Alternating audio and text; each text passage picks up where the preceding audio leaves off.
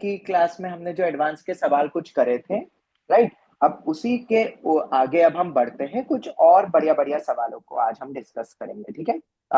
तुम्हें याद है कल हमने, अगर जिसने भी वो क्लास अटेंड करी होगी, तो हमने देखा था कि ये लोकेशन ऑफ रूट्स का एक अल्टरनेट मेथड भी होता है, जहां हम ग्राफ के थ्रू करते हैं, जहां हम पैरामीटर को अलग कर देते हैं, यस राइट। सर। ये हमने देखा था।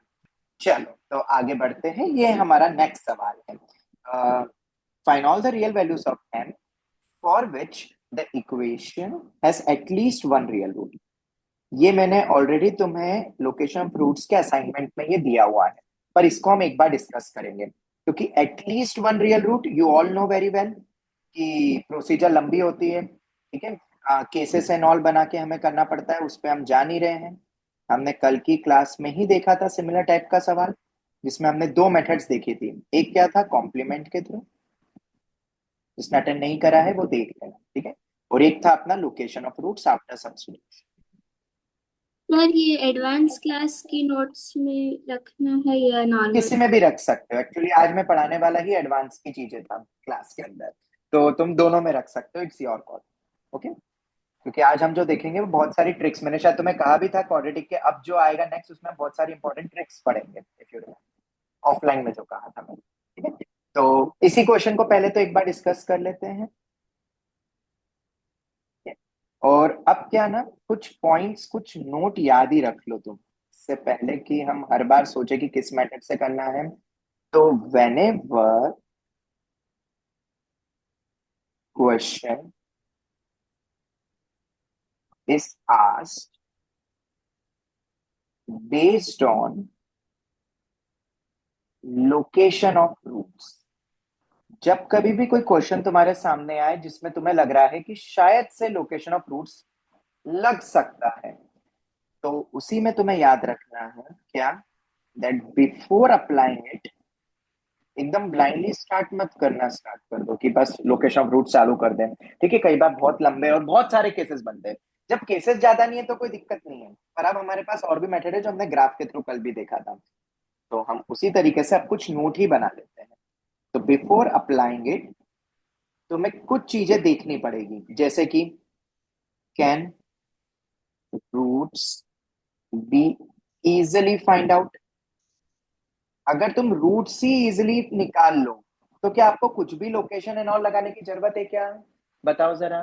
नहीं, बिल्कुल भी नहीं। फिर तो जैसा लोकेट करने को बोला है वैसा ही करो। तुम्हें याद है ट्रिगो में हमने एक ऐसा सवाल किया था, जहाँ इस टाइप के अननोन थे और ऐसा कुछ पूछा था, तो मैंने बोला था ट्रिगो और पैरामीटर को अलग अलग कर लो और उसकी रेंज में रख दो, हाँ याद सर। है। हाँ सर।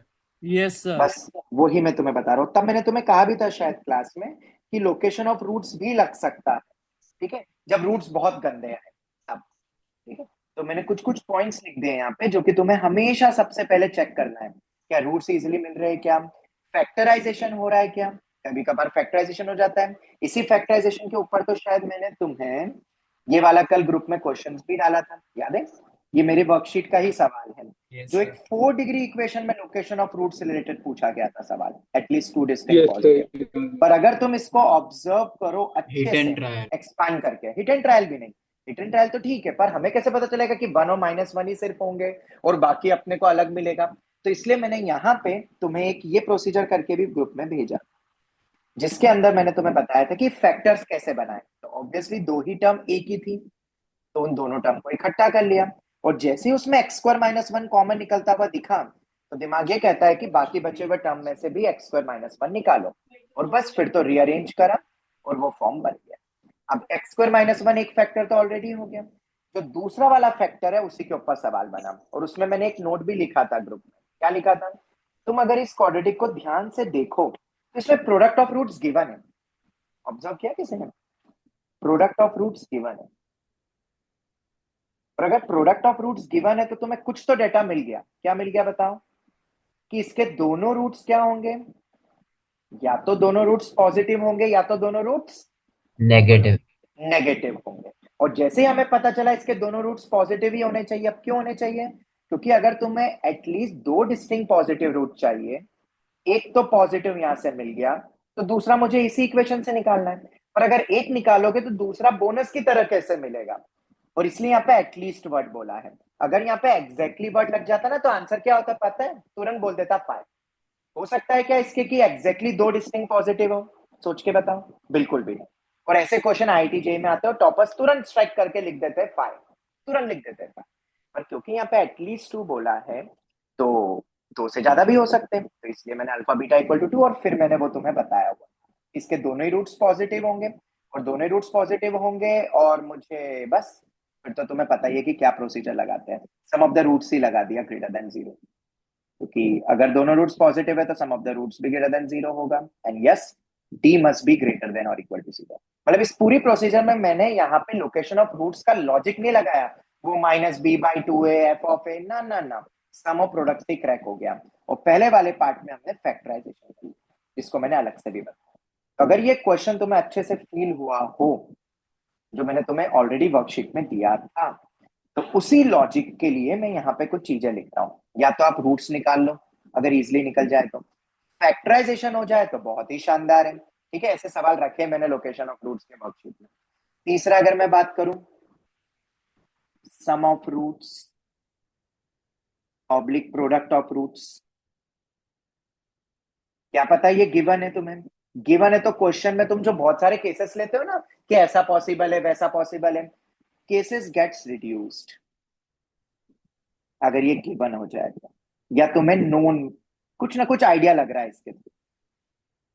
ठीक है, ये हम एडवांस पॉइंट ऑफ व्यू लिख रहे हैं क्योंकि सीधे स्ट्रेट फॉरवर्ड स्टार्ट नहीं करना है, वो तो तुम्हें पता है तरीका लोकेशन ऑफ रूट्स, पर थोड़ी सी एनालिटिकल अप्रोच के लिए मैं बता रहा हूँ।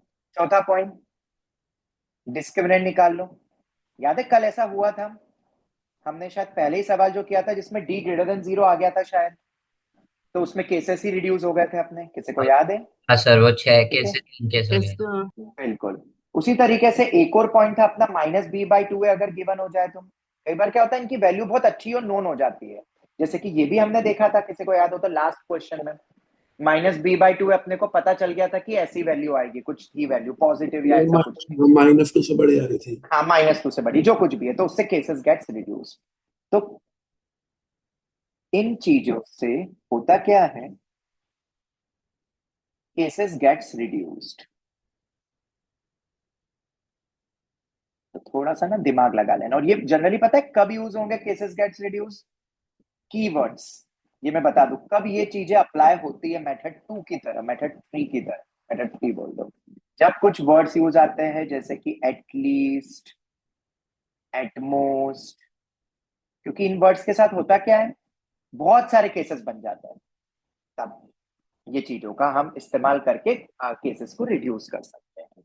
यही नहीं, एक और पॉइंट मुझे तुम्हें बताना है, जब भी ऐसे वर्ड आए ना, एटलीस्ट या फॉर ऑल, ये की वर्ड्स हैं, तो हमारे पास एक तरीका और है जो हमने कल भी लगाया था एक्चुअली में। ठीक है, और इन्हीं वर्ड्स के थ्रू में हमने अल्टरनेट मेथड बनाई थी। Try to isolate what unknown our parameter, unknown parameter, ये कीवर्ड्स है। हाँ, जब ये वर्ड्स आए तब हम जनरली ज्यादा यूज करते हैं, पता होना चाहिए कब क्या यूज करना है। Try to isolate unknown parameter and variable expression, और फिर तुम्हें पता है हम क्या करेंगे, उसकी रेंज में उसको रख देंगे या फलाना फलाना जो कुछ भी बोला जाए, और इस पूरे एक्सप्रेशन की हम क्या निकालेंगे, रेंज। और फिर थोड़ा बहुत लॉजिकल दिमाग लगाएंगे, ये बहुत इंपॉर्टेंट है, भूलना मत। और ये 2 की हैशटैग सर है एक बार ऊपर दिखाइए। हाँ बेटा, एक मिनट,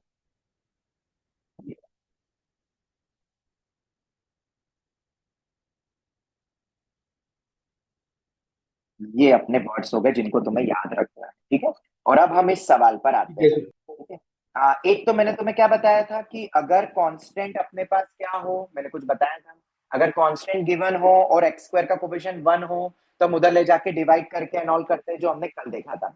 अब यहाँ पे तुम देखोगे कांस्टेंट भी पैरामीटर m में दिया हुआ है, बट तुम थोड़ा सा नोटिस करो, देखो एटलीस्ट वर्ड लगाया हुआ है, फॉर ऑल तो नहीं पर एटलीस्ट जरूर लगाया हुआ है। दूसरा पॉइंट, क्या यहाँ पे अननोन पैरामीटर निकल सकता है? क्या हम आइसोलेट कर सकते हैं? दिमाग लगाओ, बिल्कुल कर सकते हैं, डिग्री तो 1 ही है। अगर तुम दिमाग लगाओगे, अगर अब तुम दिमाग लगाओगे यहाँ पे देखो, क्या तुम इजिली आइसोलेट कर सकते हो क्या इसको? At least one real root. ठीक है, बताओ क्या हम आइसोलेट कर सकते हैं एम को? एनीवन? सर वो एम कॉमन निकाल के साइन को नीचे भेज के। बिल्कुल बिल्कुल बिल्कुल। और उसको भी थोड़ा सा आसान करने के लिए सबसे पहले तो देखो ये क्वाड्रेटिक है ही नहीं, इसलिए थोड़ा डर लग रहा है, तो क्यों ना हम साइन एक्स को क्या मान ले थोड़ी देर के लिए, टी मानते हैं। हाँ, अब एटलीस्ट वन रियल रूट बोले, याद रखना ये वर्ड भी यूज करते हैं, has real roots. T belong बात टू एक ही है। -1 से 1। बिल्कुल, हैज रियल रूट्स भी यूज करेंगे तो भी काम हो जाएगा, क्योंकि तुम्हें पता है अगर एक भी रूट होगा तो इनफाइनाइट रूट में ही जाएगा वो। याद है ना, कल भी मैंने बताया था। तो कई बार ये वर्ड भी लगा लेते हैं कि बस रूट हो या एटलीस्ट एक रूट हो। तुम्हें पता है एटलीस्ट मतलब वो इनफाइनाइट ही होगा, क्योंकि ट्रिगो अपना पीरियोडिक फंक्शन होता है। तो बताओ अभी क्या बना? टी स्क्वायर माइनस ऑफ, जल्दी फटाफट तुम ही मुझे बताओगे, वो सेपरेट करके बताओ क्या आएगा एम टी की टर्म्स में। T square plus 3t divided by T minus 1। T square plus 3t divide by T minus 1, क्या यही आ रहा है? या उसके पहले? Yes sir. उसके पहले मैं एक चीज और तुम्हें बता देता हूँ जो कि इंपॉर्टेंट है, तुम्हें पता होनी चाहिए। और वो क्या है? हमने कई बार इस फंडामेंटल लॉजिक को समझा है एडवांस पॉइंट ऑफ व्यू। पहले यहीं तक लिखते हैं, ठीक है? अब तुम डिवाइड करोगे। अब मुझे बताओ क्या टी वन हो सकता है क्या? हाँ पहले वो सर। देखना पड़ेगा। टी वन हो सकता है तो हमें उसको इंक्लूड तो करना पड़ेगा। तो आओ जरा टी को वन रख के देखो एक बार। बिल्कुल भी T1 जैसे मैंने टी को वन रखा, टी को वन रखा तो वैल्यू कितनी आ रही है जरा बताओ? T four equal to 0। 0। 4 equals to 0। Four हाँ, इक्वल टू जीरो तो पॉसिबल नहीं नहीं है। है। तो टी इक्वल टू वन तो नहीं हो सकता। और अब तुम्हें पता है मैं क्या करूंगा, ये केस हमेशा बनाया करो, ठीक है? एक आध वरना केस छूट जाएगा। जब आप डिवाइड कर रहे हो तो नॉन जीरो होना चाहिए, तो केस बनाओ। ये छोटे मोटे पॉइंट्स है जो तुम्हें आईआईटी में गलत करवा देगा भाई सवाल। तो उम्मीद करता हूँ याद रख लोगे। बस मैं तो ये बोल सकता हूँ और बता सकता हूँ बार बार, बाकी तो तुम्हें याद रखना है। ओके, तो चलो अपन अब आते हैं केस टू। और अब केस टू में तुम देख सकते हो वेरिएबल टर्म अलग हो गई। ये हम पता है कौन सा तरीका अपना रहे, जो हमने ट्रिगो के वक्त पढ़ा था कि ट्राई टू आइसोलेट। पर उसमें क्या यस था सर। कि बहुत इजीली बन जाता था। पर अभी भी कर लेंगे, कोई दिक्कत नहीं है। और हमें पता है कि टी कहां से कहां होगा जब हमने इसको माना था, तो -1 to 1, टू क्योंकि 1। साइन एक्स है। पर जैसे ही तुमने डिवाइड करा तो अब तुम्हें पता है कि इसके बाद क्या हो जाएगा टी वन मेरा? ओपन हो जाएगा। -1 क्लोज से 1 ओपन। वरना तो तुम बोलोगे डिफाइंड ही नहीं है, ऐसा कैसे हो गया? ये हो गया। तो अब मुझे क्या करना है बताओ, अगर इसके रूट्स हैं, this equation has a root, has a root बोलो या एटलीस्ट वन बोलो, जो भी बोलो, तो क्या हम देयरफॉर वी विल कीप, अगर ये वैल्यू बराबर हो, दोनों वेरिएबल अलग अलग है, सेम इनपुट का भी लोचा नहीं कि सेम इनपुट पे आना चाहिए, we will keep em what बताओ in terms range of RHS। RHS. ठीक है, आरएचएस की रेंज में रख देंगे। चलो शानदार। तो अब इसकी रेंज निकालनी है, तो अब अपने को थोड़ा बहुत पुरानी चीजें यूज करनी पड़ेगी। और इसलिए तो मैंने बोला कि ट्रिगो में हमने ये सब पढ़ चुका है। अब इसमें देखो जनरली बच्चे क्या करते हैं वो भी मैं बता दूं। जैसे कल भी किसी ने बोला था एएमजीएम लगा देते हैं, पर वो इनपुट पे मिला ही नहीं था।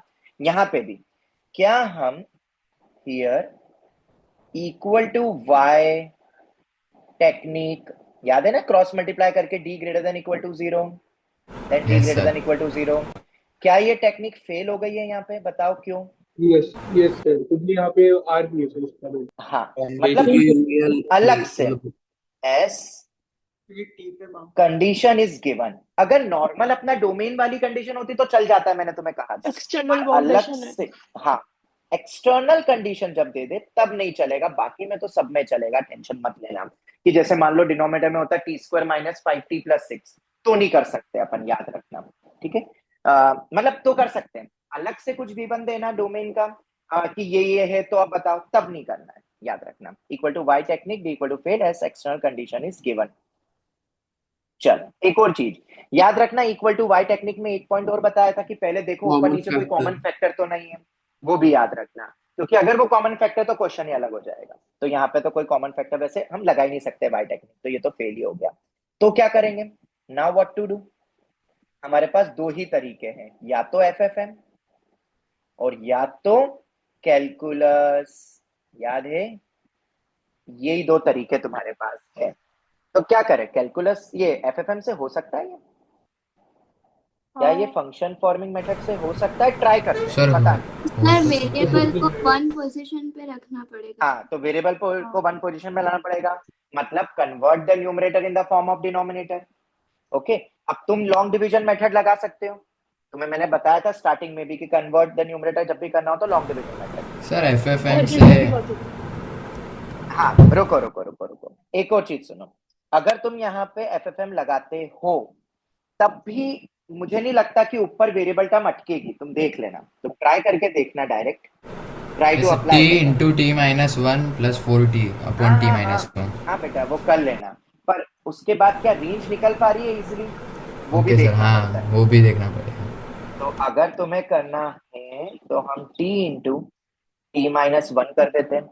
मैं डिनोमिनेटर की तरह बना रहा हूँ, ठीक है?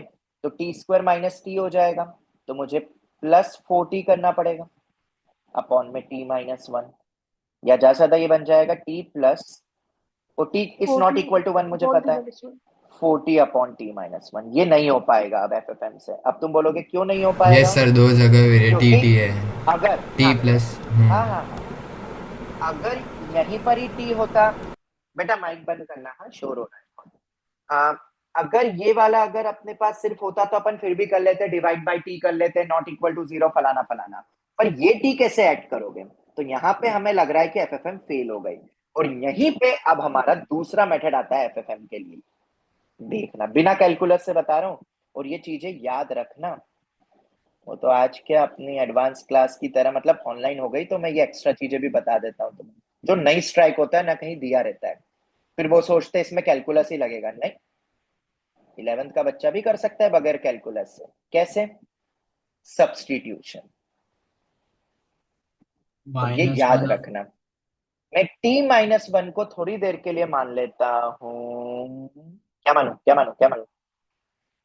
P कुछ तो बताओ। P sir. Z Z p मान लेता हूँ, कोई दिक्कत नहीं, थोड़ा अलग लेके चल लेता हूँ। और अगर t माइनस वन मेरा p है, तो जरा मुझे बताओ p का इंटरवल कितना होगा? तो t तुम्हें ऑलरेडी दिया हुआ है, तो t माइनस वन करूंगा तो ये -2 से 0 हो जाएगा। Zero. तो अब याद रखना, p मेरा -2 क्लोज से 0 ओपन है। चलो शानदार। तो अब मैं ऊपर वाले को भी बदलना पड़ेगा, तो लो भाई, t को मैं क्या लिख सकता हूँ? p plus one. और अगर मैं t को p प्लस वन लिख सकता हूं, तो p प्लस वन का whole square plus 3 times of p plus one whole upon, ये मेरा p हो गया। और अब जब तुम इसको एक्सपांड करोगे, p स्क्वायर प्लस, मैं ओरली कर रहा हूं थोड़ा सा, ये 2t हो जाएगा, मतलब ये 5p, चेक कर लेना, हाँ, प्लस 4 अपॉन में p आएगा, देख लो तुम। और अब मैं इसको सेपरेट कर सकता हूं इजीली, तो ये हो जाएगा मेरे पास। अब जो फॉर्म बनेगा, जो पहले अजीब लग रहा था, पर अब देखना ये कैसा बनेगा, p प्लस 4/p, मैंने थोड़ा रीअरेंज कर लिया है, +5, और मैं कैंसिल कर सकता हूँ क्योंकि p कभी जीरो भी नहीं होगा, और वैसे भी यहाँ पे भी मुझे दिख रहा है कि p जीरो नहीं है, वो तो पता ही है। बताओ ये किसी को समझ में आया? सेपरेट करो, p square upon p, 5p Yes. Upon p, 4 upon p, ये आ ये गया। कल वाली क्लास सर अब ये p plus four by P का बस बस बस, अब तुम समझ गए। देखो कैसे यूज होती है चीजें, और ये सब एडवांस की चीजें। देखो ये रेगुलर उसमें तुम्हें ना किताबों में ना कहीं मिलेगा, ये यूज कर रहे हैं अपन ग्राफिकल वे। नेक्स्ट ईयर तो ग्राफ एक अव्वल दर्जे पे चलेगा, अपन हर क्वेश्चन को ग्राफ से ट्राई करेंगे। मेथड 1 सबको पता होगी, किताबी मेथड, बुकिश मेथड, पर मेथड 2 होगी ग्राफिकल वे में कैसे करते हैं। तो अभी तो हमने एक स्टैंडर्ड ग्राफ याद करा हुआ है जिसको हम बनाएंगे। सबसे पहले मैं बनाना चाहता हूँ, कुछ इसको लिख लो, z करके लिख लेता हूँ, p प्लस 4/p का ग्राफ। अब तुम्हें ग्राफ तो पता ही है, और -2 से 0 में ही है, फिर से तुम देख सकते हो। डायरेक्ट एमजीएम नहीं लगेगा, डायरेक्ट कुछ भी मत कर देना, क्योंकि इंटरवल फिक्स्ड हो गया है, तो हम ग्राफ का इस्तेमाल करेंगे। और ये पॉइंट मुझे पता है जो कि एमजीएम को बराबर करके आता है। तो p स्क्वायर इक्वल टू 4, क्या ये वैल्यू 2 होगी? बताओ। और क्या ये वैल्यू -2 होगी? बताऊं क्या p equal to 4 pi p करके p square equal to 4p plus minus नहीं 2, सर, और 2 नहीं पे सर। वैल्यू कितनी आएगी? 2 पे वैल्यू कितनी आएगी? फिर 4, 4 4 और -2 पे वैल्यू आएगी -4। पर ये -4। पूरी रेंज मत ले लेना, अब तुम्हें दिया है -2 क्लोज से 0 ओपन। अच्छा बेटा जी, तो अब ये वाला पार्ट ग्राफ का उठेगा, और अगर ये पार्ट ग्राफ का उठेगा तो जरा मुझे बताओगे रेंज कहां से कहां गई? ये जो ग्रीन का जो मैंने स्ट्रिप -4 लगाया, से -, -4 therefore सर, p माइन बस y -4। एक्सिस, y एक्सिस हमेशा रेंज देता है, तो ये जो ग्रीन कलर का जो स्ट्रिप लगाया वो पाताल लोक से उठ के गया -4 तक, और उस पे भी क्या आएगा? -4 पे क्लोज है क्या? जी हाँ, क्योंकि -2 पे क्लोज, क्लोज ओपन का ध्यान रखना। ओके, चलो शानदार, क्वेश्चन खत्म हो चुका है। p प्लस 4 -∞ बाई से 1। p प्लस 5 बिलोंग्स टू -∞ से 1, और क्या यही तो मेरा क्या था? y था, देयरफॉर यही मेरी RHS की रेंज है शायद, if I am not wrong. हाँ सर। और इसी को तो मुझे रखना था m में, m से इक्वेट करना था, therefore m must be what? Less than equal to 1, तो -∞ से 1 इज अवर आंसर। ये है, ठीक है। अब ये समझने में देखो वक्त लगता है, मैं फिर कह रहा हूं, तुम्हें याद होगा जब अपन ने फर्स्ट टाइम एफएफएम पढ़ा था, convert the numerator in the form of denominator, मैं बात कर रहा हूँ एफओएम फंडामेंटल क्लासेस में, तो थोड़ा टफ लग रहा था, तुमने बोला था 2 बार बताओ, 3 बार बताओ, कंप्लीटिंग होल स्क्वायर हो गया। अब जैसे जैसे हम इस पे प्रैक्टिस कर चुके हैं और हमें याद रहता है, तो तुम देखना तुम्हें ये मेथड 2 बहुत अच्छी लगने लगेगी, क्योंकि इसमें टाइम ज्यादा नहीं लगता है। अब तुम्हें ये तो समझ में आया कि यहाँ पे हम फंस रहे थे, 3 जगह वेरिएबल आ रहा था, तो मैंने डिनोमिनेटर को सिंगल टर्म मान लिया, जैसे ही डिनोमिनेटर को सिंगल टर्म माना और एक्सपांड कर दिया, क्वेश्चन क्रैक हो गया। तो ये याद रखना, मतलब इसमें मेन फंडा क्या था? क्या था इसमें मेन फंडा? नोट करके, अब देखो नोट रट नहीं सकते, देखो हाँ, सब कुछ चीजें हम रट नहीं सकते, फिर भी मैं लिखाता हूं ताकि रिवीजन में तुम्हें हेल्प मिले। क्या? कि अगर डिनोमिनेटर में ये मेथड कब कब एप्लीकेबल हो जाएगी बताओ? हाँ, पहले तो वेरिएबल अलग हो जाए, मतलब पैरामीटर अलग हो जाए, अगर पैरामीटर ही अलग नहीं होगा तो ये मेथड ही फेल हो जाएगी। फिर हम या तो फैक्टराइजेशन पर जाएंगे, या तो रूट्स निकालेंगे, या तो -b/2a_d, ये बहुत अच्छा रिजल्ट दे देगा, वरना तो आपको लोकेशन ऑफ रूट्स लगाना है। अब देखो मैंने यहाँ पे ना प्रायोरिटी बेसिस पे रखा था, जब तुम डी और ये निकालोगे तो तुम बोलोगे सर कुछ काम नहीं आया, फिर भी तुम मुझे बताओ, तुम लोकेशन ऑफ रूट्स लगाने ही वाले थे ना, लोकेशन ऑफ रूट्स में ये लॉजिक लगना ही था ना, तो क्या टाइम ज्यादा वेस्ट हुआ क्या इस वाले को चेक करने में? नहीं हुआ। सम ऑफ प्रोडक्ट तो मेरे ख्याल से तुम विद इन सेकेंड्स निकाल सकते हो, तो ये कुछ ना सेकंड्स की चीजें होती है जिसमें हम थोड़ा सा अगर पहले एनालाइज कर ले तो हम एडवांस लेवल के सवाल कर लेंगे। मैं फिर बोल रहा हूँ, मेथड 2, 3, 4 अपने आप जाग जाएगी, ठीक है। बाकी तो लोकेशन रूट सबको आता है, सब किताबों में गिवन है, तुमने सबने पढ़ाई, उसमें कुछ मेरी कोई जरूरत होगी नहीं अब, और कल मैंने इलुस्ट्रेशंस भी ग्रुप में डाल ही दिए थे, उनको और देख लेना, ठीक है। चलो फिर डिनोमिनेटर बताओ, कोई बताएगा कब कब यूज होगा ये वाला टेक्निक? डिनोमिनेटर अगर लीनियर हुई और न्यूमरेटर क्वाड्रेटिक हुआ, तब हम ये लॉजिक लगा सकते हैं ना? बताओ जरा, जवाब दो। सर पहले तो Yes, sir. Common factor Yes, का sir. चेक करेंगे ना। हाँ हाँ, वो सब होने के बाद मैं बोल रहा हूँ, उसके हाँ बाद ये जो अपन है सब्स्टिट्यूशन में बात कर रहा हूँ, किस चीज की? हैशटैग लीनियर टर्म को क्या मान लेंगे? सब्स्टिट्यूशन बोलू मान लेंगे, कुछ सब्स्टिट्यूशन करके इक्वल टू टी। ये बढ़िया अप्रोच है, ठीक है। अभी किताबों में रहती नहीं है, वो नॉर्मल तरीके करते हैं, वो कैसे करते हैं मैं उसका भी तुम्हें थोड़ा आइडिया दे देता हूँ ताकि तुम्हें डर नहीं लगे कि सर ये सब्सट्रैक्ट नहीं हुआ तो, सर डिनोमिनेटर अपना वो हुआ तो अब आखिरी दाव रहता है, बताओ क्या? कैलकुलस। अब कैलकुलस टेक्निक किसी को आती है? Do you know calculus Yes, method? sir. हमने पढ़ा है Yes, sir. कैलकुलस भी, तो Differentiate करके डरने की endpoints. बिल्कुल बिल्कुल, डिफरेंशिएट करेंगे, ये करेंगे, वो करेंगे, पता नहीं क्या क्या करेंगे। तो अगर तुम्हें देखना है, बताऊं क्या मेथड 2, मेथड 4 मतलब, Yes, अगर हम sir. बोले, या नेक्स्ट मेथड ही देख लेते हैं इसकी तरफ, जो Next भी लिखता method, हूं। sir. अब हम Calculate. कैलकुलस, हाँ कैलकुलस मेथड भी थोड़ा सा फील करते हैं, क्योंकि किताबों में, नेट पे, चैट जीपीटी, ये सब कैलकुलस मेथड से करके तुम्हें देंगे। अगर तुम्हें नॉर्मल लोकेशन नहीं लगाना है तब, तो जरा इनकी भी मेथड देख ले बरा, कैसे करते हैं वो। तो जरा डेरिवेटिव करेंगे dy/dx। सर आंसर आ रहा है t² - 2t minus 3 is equal to. नहीं नहीं नहीं नहीं, वो ठीक है, मुझे अभी डेरिवेटिव डिवीजन रूल लगाने हैं। डिवीजन रूल सबको आता है ना? डिनोमिनेटर जीरो से equate कर दिया. सर आंसर है T square minus 2t minus 3 divide by t minus 1 का होल स्क्वायर।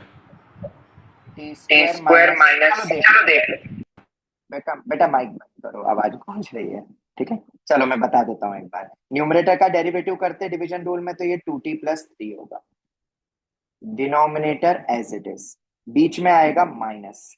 अब हम करेंगे डिनोमिनेटर का डेरिवेटिव तो हो जाएगा टी स्क्वायर प्लस 3t हो गया। चलो ये तो सबको आता है। अब इसको सॉल्व करें तो 2t स्क्वायर और माइनस टी स्क्वायर, यहाँ पे टी स्क्वायर की टर्म आ गई, ठीक है। अब 2t स्क्वायर ये तो हो गया माइनस 2t प्लस 3t, तो ये t हो गया, और t माइनस 3t, क्या माइनस 2t टर्म आई? मैं थोड़ा ओरली कर रहा हूँ। और Yes, sir. आखिरी टर्म आएगी अपनी माइनस 3, देखो जरा ये आ रहा है क्या? Yes sir, यही आ रहा है. ये आ रहा है। चलो ये dy बाई dx। अब ना एक चीज याद रखना, जो मैं तुम्हें अभी इसी क्वेश्चन के थ्रू बता देता हूँ। सर होल स्क्वायर करके हाँ, वो भी कर सकते हैं सेपरेट करके, पर अभी ये dy बाई dx निकाला तुमने। अब सुनना जो मैं बोल रहा हूँ, dy बाई dx का जो वेवी कर्व होता है ना, wavy curve under the domain, जो भी डोमेन है उसके अंदर, यह पॉइंट याद ही रख लो जो नेक्स्ट ईयर बहुत ज्यादा यूज होगा। dy बाई dx का वेवी कर्व तुम्हें पॉजिटिव नेगेटिव जो होता है ना, इसको मैं लिख ही देता हूँ। जब dy by dx greater than 0 होता है ना, उसके लिए हम बोलते हैं जो फंक्शन है ना, फंक्शन जिसका डेरिवेटिव करा है y, वो इंक्रीजिंग होता है। ये तुमने पढ़ा है फिजिक्स में, अभी तक पढ़ा होगा शायद, ये कि डेरिवेटिव पॉजिटिव मतलब स्लोप। नहीं सीखा था. नहीं बेटा, सिंगल डेरिवेटिव सीखा है ना तुमने, पहले सिंगल की बात।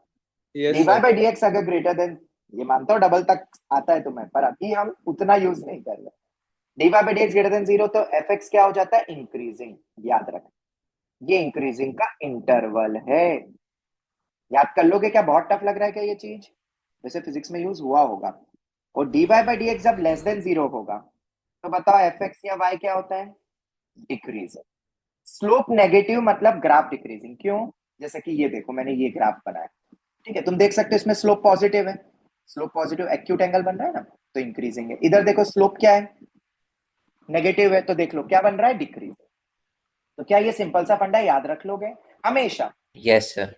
ठीक है, कोई बहुत टफ नहीं है, इसको याद ही कर लो। नेक्स्ट ईयर तो भर भर के यूज करोगे, हर बच्चा यही यूज करता है, तब वो 11वीं की मेरी सब मेथड भूल जाता है और लंबे लंबे तरीके से करता है जबकि 11 की टेक्निक कई बार ज्यादा इजी होती है इनसे, और कई बार आईआईटी जेई चाहती है कि तुम 11 की टेक्निक से क्वेश्चन को आसान बनाओ। तो ये याद रखना, मैं यहाँ अलग से लिख देता हूँ इसको, यहाँ पे लिख देते हैं, ठीक है, याद रखना। और ये भी बोल देता हूं मैं, फॉर एनी फंक्शन, कोई भी फंक्शन तुम्हारे सामने आ जाए, अगर उसका डेरिवेटिव ग्रेटर देन 0 तो वो इंक्रीजिंग इंटरवल देगा अंडर द डोमेन। डोमेन के बाहर कुछ नहीं होता है, ठीक है। अच्छा एक चीज और बताता हूं जो तुमने शायद फिजिक्स में पढ़ा भी होगा स्टार्टिंग में, जब बेसिक मैथमेटिक्स आता है। मुझे बताओ, स्लोप यहाँ पे पॉजिटिव है, यहाँ पे स्लोप क्या है? नेगेटिव है, तो बीच में क्या मिला? बीच में क्या मिला? इस पॉइंट को क्या बोलेंगे? मैक्सिमम। जनरली इसको लोकल वर्ड बोलते हैं, पर लोकल से डरना मत, वो सिर्फ मैक्सिमा अभी के लिए बस इतना याद, मैक्सिमम, ठीक है। अच्छा मैं इसको थोड़ा और आगे बढ़ाऊं, स्लोप नेगेटिव है और यहाँ पे स्लोप पॉजिटिव है, अब बताओ जरा। Local minima. हाँ, सब कुछ रटना नहीं है, ग्राफ देखो तुम्हें अपने आप फील होगा। एक रैंडम ग्राफ बनाया और उसी से पूरी थ्योरी समझ में आ गई। तो आधे से ज्यादा मैथ्स में ग्राफ की थ्योरी से ही क्वेश्चंस मतलब इलॉबरेट करके पूरी डेफिनेशन एंड ऑल बनती है। तो ग्राफ मेन फील कर लिया तो आपको कुछ रखना ही। तो क्या ऐसा हम बोल सकते हैं कि जब कभी भी स्लोप पॉजिटिव टू नेगेटिव हो, याद रखना मैं बात कर रहा हूं पॉजिटिव डायरेक्शन की तरफ जाते हुए, डायरेक्शन उल्टा मत कर लेना। पॉजिटिव डायरेक्शन का मतलब पता है ना क्या होता है? ये डायरेक्शन होता है पॉजिटिव डायरेक्शन, ठीक है। तो स्लोप पॉजिटिव से नेगेटिव होगा तो मुझे बताओ बीच में तुम्हें क्या मिलेगा? Local maxima. मैक्सिमा।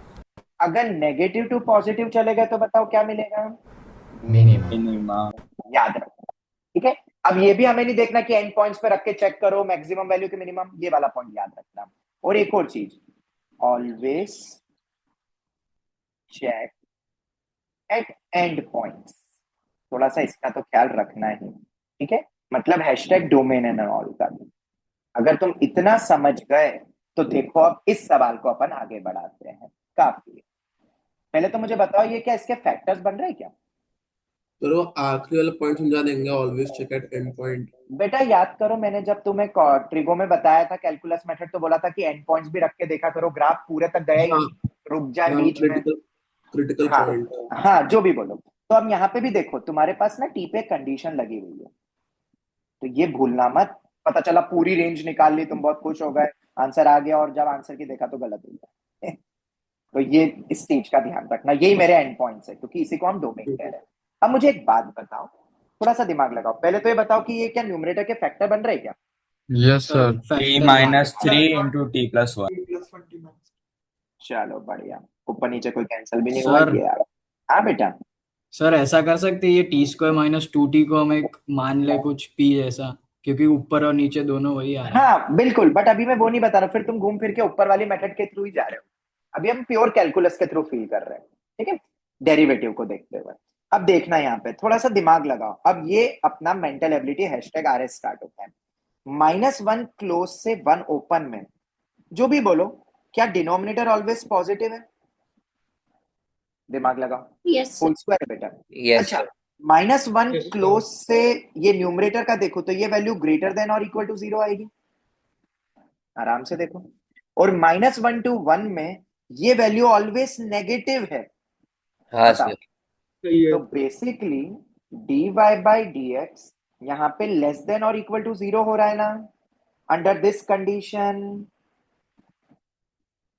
तो इस टाइप के सिनेरियो में हम सर एक बोलेंगे बार फिर से करना ना, डिनोमिनेटर का बेटा, पता चल गया, न्यूमरेटर का फिर से करना। कोई बात नहीं बेटा, -1 to 1 के बीच में ना या नंबर रख के देखो, तुम्हें हमेशा मिलेगा पॉजिटिव या ओके जीरो, पॉजिटिव। या जीरो। इसमें रखो दूसरे वाले पार्ट में तो हमेशा ही नेगेटिव आएगा। नेगेटिव t आएगा -3 हो हमेशा। रहा है, तो हमें ये समझ में आया dy/dx तो हमेशा लेस देन और इक्वल टू 0 है। मतलब इक्वल टू 0 चल सकता है, इसमें टेंशन मत लेना। तो क्या मैं बोल सकता हूँ ये जो ग्राफ होगा, ये जो फंक्शन है, ये -1 क्लोज से 1 ओपन में क्या डिक्रीजिंग होगा? सोच के बताओ, क्यों डिक्रीजिंग होगा? अभी हाँ तो सर बता, वो dy/dx फंक्शन। क्योंकि हमेशा ही dy/dx लेस देन और इक्वल टू, इक्वालिटी भी चलती है, ठीक है, क्यूबिक इनमें याद रखना। बाकी डेप्थ में तो नेक्स्ट ईयर बता दूंगा, डिक्रीजिंग है। तो बताओ इसका ग्राफ कैसा होगा? देयरफॉर अगर मैं fx का ग्राफ बनाने जाऊं, fx क्या था अपना? आ जाओ वापस से, ये था ना fx, तो मेरा डेरिवेटिव से हमने इंक्रीज डिक्रीज पता करा, मैक्सिमम मिनिमा थोड़ा आइडिया लगता है। ये नेक्स्ट ईयर सब आएगा, इसलिए बेफिक्र रहना, ठीक है, टेंशन मत लेना, बस समझो। इसका ग्राफ डिक्रीजिंग स्लोप का होगा ना? ये होगा इसका ग्राफ, -1 क्लोज से 0 ओपन। ये मैंने ऐसे एक रैंडम ग्राफ बनाया, ऐसे ही कुछ होना चाहिए ना? पहले तो ये बताओ, सभी बताओ। ग्राफ कुछ डिक्रीजिंग होगा, -1 यस क्लोज सर। 1 ओपन तक, ठीक है। This was- तो आप, हाँ, कोई डाउट यहाँ तक किसी को? No, sir. ठीक है, तो क्या रेंज निकाल सकते हो? डिक्रीजिंग फंक्शन का रेंज निकालना तो बहुत आसान होता है, याद है, पलटवार कर दो। अगर डिक्रीजिंग होता है, देयरफॉर -1 पे तो बताओ तुम्हें क्या मिलेगी फंक्शन की? Maximum value. और 1 ओपन पे, 1 ओपन पे बताओ कितना होगा? और 1 ओपन है मतलब 1 से थोड़ा सा कम है, तो हम ऐसा 1 माइनस लिखते हैं। तो ये मिनिमम, ये लीस्ट होगा। यस और नो जवाब दो। Decreasing Yes, sir. है तो जरा मुझे बताओगे -1 पे क्या हुआ इस फंक्शन का? -1 पे वैल्यू निकालो, -1 पे वैल्यू निकालो, बताओ क्या वैल्यू 1 आ रही है? 1. 1 आएगा। Yes, sir. 1 आ रही है.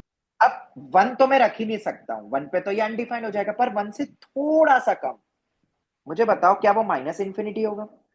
दिमाग लगाओ। ऊपर वाली टर्म Yes, sir. पॉजिटिव होगी और नीचे वाली 0 से थोड़ी सी कम है, मतलब -0.00000001, ऐसा कुछ मानता। तो 1 अपॉन टेंडिंग टू 0 इंफिनिटी होता है, पर वो माइनस के साथ है। क्या ये -∞ हुआ ओवरऑल? क्योंकि न्यूमरेटर तो प्लस ही होगा 1 से थोड़ा सा पीछे भी, तो Yes, माइनस को sir. वैसे भी +∞ नहीं हो सकता बेटा, ये डिक्रीजिंग है, ठीक है। और अनडिफाइन के आसपास अपने को पता है स्वर्गलोक या पातालोक बनता है, ये याद रखना हमेशा। तो जरा बताओगे रेंज कितनी आ गई? माइनस इन्फिनिटी तो वैसे भी माइनस ओपन था, इन्फिनिटी से 1। पर -1 पे क्लोज्ड है, तो हम 1 लगाएंगे। देयरफॉर m हमारा आ गया लेस देन इक्वल टू। इस तरीके से जनरली 12th के बच्चे करते हैं ऐसे सवालों को। हाँ, लोकेशन ऑफ रूट्स तो है ही, पर इन टाइप के सवाल को कैसे क्या करते, तो अपन ने 2-3 मेथड्स देख ली। कुछ गया ऐसा लगा, कुछ एडवांस फील हुआ? तो आगे बढ़ेंगे फिर अब अपन। ये हो गया अपना पार्ट। और ये नोट याद रखना बस, कब क्या करना है, ये मैंने फिर भी बहुत अच्छे से ये नोट बता दिया तुम्हें, ये सब पॉइंट्स, ठीक है, जो मेथड 3 में लिखे हुए हैं अपने नोट। प्लस एक और चीज मैंने बताया, आइसोलेट एटलीस्ट वर्ड या फॉर ऑल लग जाए तो सेपरेट करो और रेंज निकाल लो।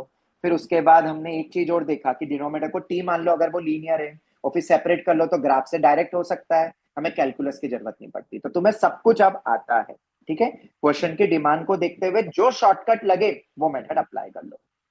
चलो फिर ये तो दूसरे सवाल है, ये अपना पार्ट कंप्लीट हुआ। ऑलराइट। हाँ, एक चीज और, मैंने ना तुम्हें ये फाइल कल भेज दी थी, याद है? मैंने जो तुम्हें सीक्यूटीज दिए थे ऑन लोकेशन ऑफ रूट्स, क्या ये फाइल सबको मिल गई है ना? ग्रुप में कल रात को डाला था मैंने। यस यस ये हैंड रिटन ही है, इसको अच्छे से पढ़ना, इसमें सब कुछ चीजें स्पेसिफाइड है। अगर तुम्हारी रिक्वायरमेंट होगी तो मैं इसको ब्रीफ आउट कर दूंगा बाद में, पर एक बार ना खुद भी करो बेटा, सब कुछ मेरी मदद से मत करो, मैंने लिख दिया है ना, तो इसको ब्रीफली मैं बता दूंगा, तुम बोलोगे कोई भी सवाल, पर एक बार तुम इसको रीड करना, इसमें सब कुछ चीजें बताई हुई है, एवरीथिंग इज मेंशन, ठीक है। और लोकेशन ऑफ रूट्स तुम्हें और अच्छे से फील हो जाएगा। अभी तो खैर हम मेथड 2, 3, 4 देख रहे हैं, ठीक है। अब हम आते हैं आज की क्लास के सेकंड पार्ट पे, जो कि बहुत इंपॉर्टेंट है, बहुत बहुत बहुत इंपॉर्टेंट। और वो क्या है, जिसको तुम्हें वैरायटी भी बनानी पड़ेगी। अब आई डोंट नो कि वैरायटी अपनी रेगुलर क्लास में क्या चल रही थी, तो मुझे वैरायटी नंबर तो नहीं पता, पर मैं बस वैरायटी 17 सर 17 चल रही है। ठीक है, देख लेना, मैंने 17 लिख अरे दिया। ये 18th होगी वो। अच्छा, ये 18 हो जाएगी, ये ठीक है, 18 हो जाएगी, देख लेना। वो तो खैर वैरायटी नंबर से कोई मतलब नहीं, हमने वैसे भी एडवांस चीजें भी बहुत सारी क्लास में देख चुके हैं ऑनलाइन क्लास। तो वैरायटी 18 क्या होगा? तो अब हम आएंगे रिवर्स। अब रिवर्स का मतलब क्या है? रेंज विल बी गिवन,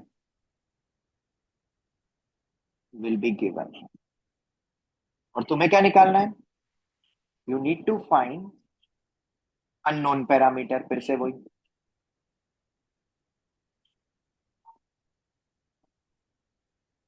तुम्हें क्या निकालना है? अननोन पैरामीटर, ठीक है। बहुत ही शानदार मेथड होती है ये, मजा आने वाला है तुम्हें। तो क्या करें, start? Can we start? Yes sir. Yes sir. 100% expected है ये इन एनी एग्जाम, 100% एक्सपेक्टेड। अब इससे ज्यादा तो मैं क्या बोलूं, पर इसमें भी बहुत सारी ट्रिक्स आने वाली है जो तुम्हें मजा आ जाए, ठीक है। जो एक्सक्लूसिव मैंने बनाई है, बहुत मेहनत से बनाई है, सोचते हुए, पूरी जनरल टर्म ली थी, क्वाड्रेटिक अपॉन क्वाड्रेटिक, उससे पूरा डिराइव किया। तो आएंगे अपन, पहले तो अपन एक सवाल देखें, थोड़ा ट्रेडिशनल वे को फील करें, शॉर्टकट उसके बाद फील होता है। और एक नहीं 3-4 पॉइंट्स आएंगे इसके अंदर। If range of function fx is equal to x square plus x plus c whole upon x square plus 2x plus c, ठीक है। तुम्हें समझ आ गया होगा मैंने क्या किया है। x belongs to real number, x हमारा रियल नंबर है, डिफाइंड डोमेन, जो भी डिफाइंड डोमेन, तो किसी अननोन है तो फिर हम बोल तो पाएंगे नहीं, तो हम डिफाइंड डोमेन लिख देते हैं, और रियल नंबर, ठीक है। इस तुम्हें रेंज मैंने दे दी, 5/6 से मान लो 3/2, ये range is given to you, ठीक है। देन ऑब्वियसली क्या पूछूंगा? सी बताओ। अगर रेंज दे दी जाए तो सी कैसे निकलेगा? इस टाइप के सवाल आजकल बहुत ज्यादा एमसीक्यू बेस में बनते हैं। अभी तो मैं तुम्हें पहले ट्रेडिशनल में बता दूं, फिर शॉर्टकट, फिर शॉर्टकट का शॉर्टकट, और फिर शॉर्टकट शॉर्टकट शॉर्टकट, ऐसी चीजें आ जाएगी। पर सबसे पहले अगर तुम्हारे सामने सवाल आता तो तुम क्या करते? मेथड नंबर 1, स्टार्ट एक्चुअल वे, जो सीधा तरीका होता है वैसे ही करो। तुम थोड़ी देर के लिए मान लो कि सी तुम्हें नोन है, सी तुम्हें गिवन है, तो बताओ कैसे करोगे अगर सी गिवन होता तो? अगर सी गिवन होता तो तुम कैसे करते बताओ? फिर वो तो सी की वैल्यू पर डिपेंड करता है ना कि डिवाइड कौन करके ग्राफ हाँ, वेरी गुड वेरी गुड। देखो इधर, अगर सी की वैल्यू में दे भी दूं तो वो डिपेंड करता है कि उसमें कोई कॉमन फैक्टर तो नहीं है, बिल्कुल। तो अभी के लिए हम क्या कर रहे हैं ना, थोड़ा नजरअंदाज कर देते कि कॉमन फैक्टर नहीं है। और ये तुमने बिल्कुल सही बोला, हमें एंड में वो केसेस बनाने पड़ेंगे। तो अभी हम अज्यूम कर रहे हैं कि डी वाला it has no common factor. तो याद है हम कैसे करेंगे इसको, क्रॉस मल्टीप्लाई करके? मल्टीप्लाई करके। डी पे क्रॉस मल्टीप्लाई करके। अभी हमने अज्यूम करा है, पर वो एंड में हम ध्यान रखेंगे। मुझे याद है वो चीज जो तुमने परफेक्ट बोला। और इसी में क्या करते पता है, किताब वाले आखिरी में लिख देते चेक एट एंड पॉइंट्स करके। फिर से ये वर्ड आने वाला check at end points, on sir जो कि बिल्कुल गलत है, जो कि बिल्कुल गलत है। कॉमन फैक्टर नहीं हो, हमें वो चेक करना होता है। वो सब में एंड में अपन देखेंगे, तुम बेफिक्र रहो, ठीक है? अभी के लिए तो अपन ऐसे स्टार्ट करते हैं। इस स्टेप में तो मेरे ख्याल से कोई डाउट नहीं होगा किसी को। सर ऐसा मॉड्यूल में दिया हुआ है जिसमें हाँ हाँ, वेरिएबल बिल्कुल है। आएंगे बेटा, आएंगे अपन उस पे आएंगे सब। अभी वही पार्ट अपना स्टार्ट हो गया रेगुलर क्लास। अब तुम एक तरफ करोगे, एक्स में क्या बनाओगे बताओ? क्वाड्रेटिक, फटाफट बता दो क्या क्या बनेगी। एक तरफ करके अगर तुम थोड़ा साथ दो, मैं थोड़ा ओरली लिखता हूँ, तुम बस देखते जाना कि मैंने सही लिखा है कि नहीं, सर कंफर्म कर y लेना। Minus one x square two एक वाई मिनट माइनस बेटा, वन। बेटा एक मिनट में लिख देता हूँ जो मुझे दिख रहा है, फिर तुम क्रॉस चेक करके बता देना कोई गड़बड़ तो नहीं है। कुछ ऐसा, यस सर हाँ ये है। यही आ रहा है, सर ये ठीक लिखा है? है। ये है। अभी मैंने यहाँ पे एक और कंडीशन ले ली है कि y1 अपना नहीं हो सकता, मतलब अपन इन जनरल बात कर रहे हैं। हम इन जनरल, क्योंकि सी अननोन है इसलिए हमें कुछ पता नहीं है, तो सब ये इन जनरल स्टेप्स चल रही है। और तुम्हें पता है कि इन जनरल स्टेप्स में बहुत सारी कबाड़ी चीजें हो जाती है, तो वो हम लास्ट में चेक करेंगे, तुम बेफिक्र रहो। एंड पॉइंट्स पे नहीं, अपन इन जनरल रखेंगे, रख के चेक करेंगे, तुम बेफिक्र रहना, ठीक है? तो यहाँ पे बताओ क्या लगाओगे फिर तुम इसके बाद, D greater than equal to 0, क्योंकि एक्स तो क्या होता है बोलो, रियल। हम अज्यूम कर रहे हैं कि क्वाड्रेटिक है, ओके? तो D greater than equal to 0 लगाओगे, तो बताओ D greater than equal to 0 से क्या आएगा? डी स्क्वायर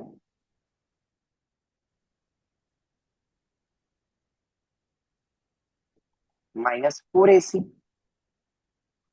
चेक करो, यही आ रहा है ना? एक बार चेक कर लेना। हाँ, सर ये तो जीरो बन डी जीरो। अरे ये क्या हुआ, एक बार फिर चेक करो। सर सी सर वो सी मल्टीप्लाई करना है। हाँ सर सर आप चलो चेक कर किसी, रहे थे। सर हाँ मेरा तो पकड़ 4 लिया, बार पकड़। ये आ रहा था। चलो ये आ गया 4ac, ये तो क्लियर है। अब इसको तुम एक्सपांड करोगे, एक्सपांड करो इसको। ये देखो लंबा, टेंशन मत लो, हम ये नहीं करेंगे एग्जाम में, अभी बस सीखो। तुम्हें कुछ नहीं करने दूंगा मैं, तुम्हें दूसरी मेथड से बताऊंगा, पर पहले फील तो कर लो वो चीज आती कैसे है। अब आप इसको एक्सपांड करोगे, तो अब बताओ क्या मुझे y में क्वाड्रेटिक नजर आती हुई दिखेगी? देखो, यस सर। तो मैं डायरेक्ट लिखता हूँ फिर से, correct me if I am not wrong, मतलब if I am wrong, okay? 4 into 1 minus c times of y, कितना? सर 1 माइनस सी आएगा 4y स्क्वायर में। हाँ 1 माइनस। बेटा मैंने बदल दी ये चीज ओके मैंने लेस देन इक्वल टू 0 कर दिया, ओके? ये टर्म आ जाए, चेक करो ये आएगी कि नहीं। एक बार कैलकुलेशन देख लेना, हो सकता है कई बार ओरली करने में, क्योंकि मैं सबको आरएचएस में भी ले गया, मैंने 2 स्टेप एक साथ करी है, तो शायद से तो यही आना चाहिए। अब इसके बाद जाके तुम स्टक हो गए, बताओ क्यों स्टक हो गए इसके बाद? क्योंकि जनरल क्वेश्चन में तो क्या होता था, हम y में क्वाड्रेटिक के तुम क्या करते थे इसके बाद बताओ, फैक्टर्स बना लेते थे, यस और नो? बट यस तुम क्या सर। इसके फैक्टर अभी बना पा रहे हो क्या? बनाने का सोच सकते हो क्योंकि सी में, पर वो टफ हो जाएगा बहुत। तो अब मैं क्या करूंगा, जब क्वेश्चन रिवर्स पूछा है तो अब हम रिवर्स स्टेप स्टार्ट करेंगे, रिवर्स स्टेप स्टार्ट करते हैं। और वो रिवर्स स्टेप क्या है, क्या है वो रिवर्स स्टेप? तुम्हें शायद रेंज गिवन है, हाँ सर उससे फैक्टर बनाएंगे। बिल्कुल। और तुम्हें ऑलरेडी 5/6 से 3/2 दिया है क्लोज्ड में, इसका मतलब, और ये लेस देन इक्वल टू 0 ही है, इसका मतलब अगर तुम्हारे पास सी गिवन होता तो फाइनल आंसर यहीं तक ही आएगा ना, y minus 5/6 into y minus 3/2। बताओ जरा। और less than equal to 0, feel it, मुझे बताओ। ये आना चाहिए था, क्योंकि इसी के बाद तो रेंज आएगी मेरी 5/6 से 3/2। बताओ यस और no. Yes sir.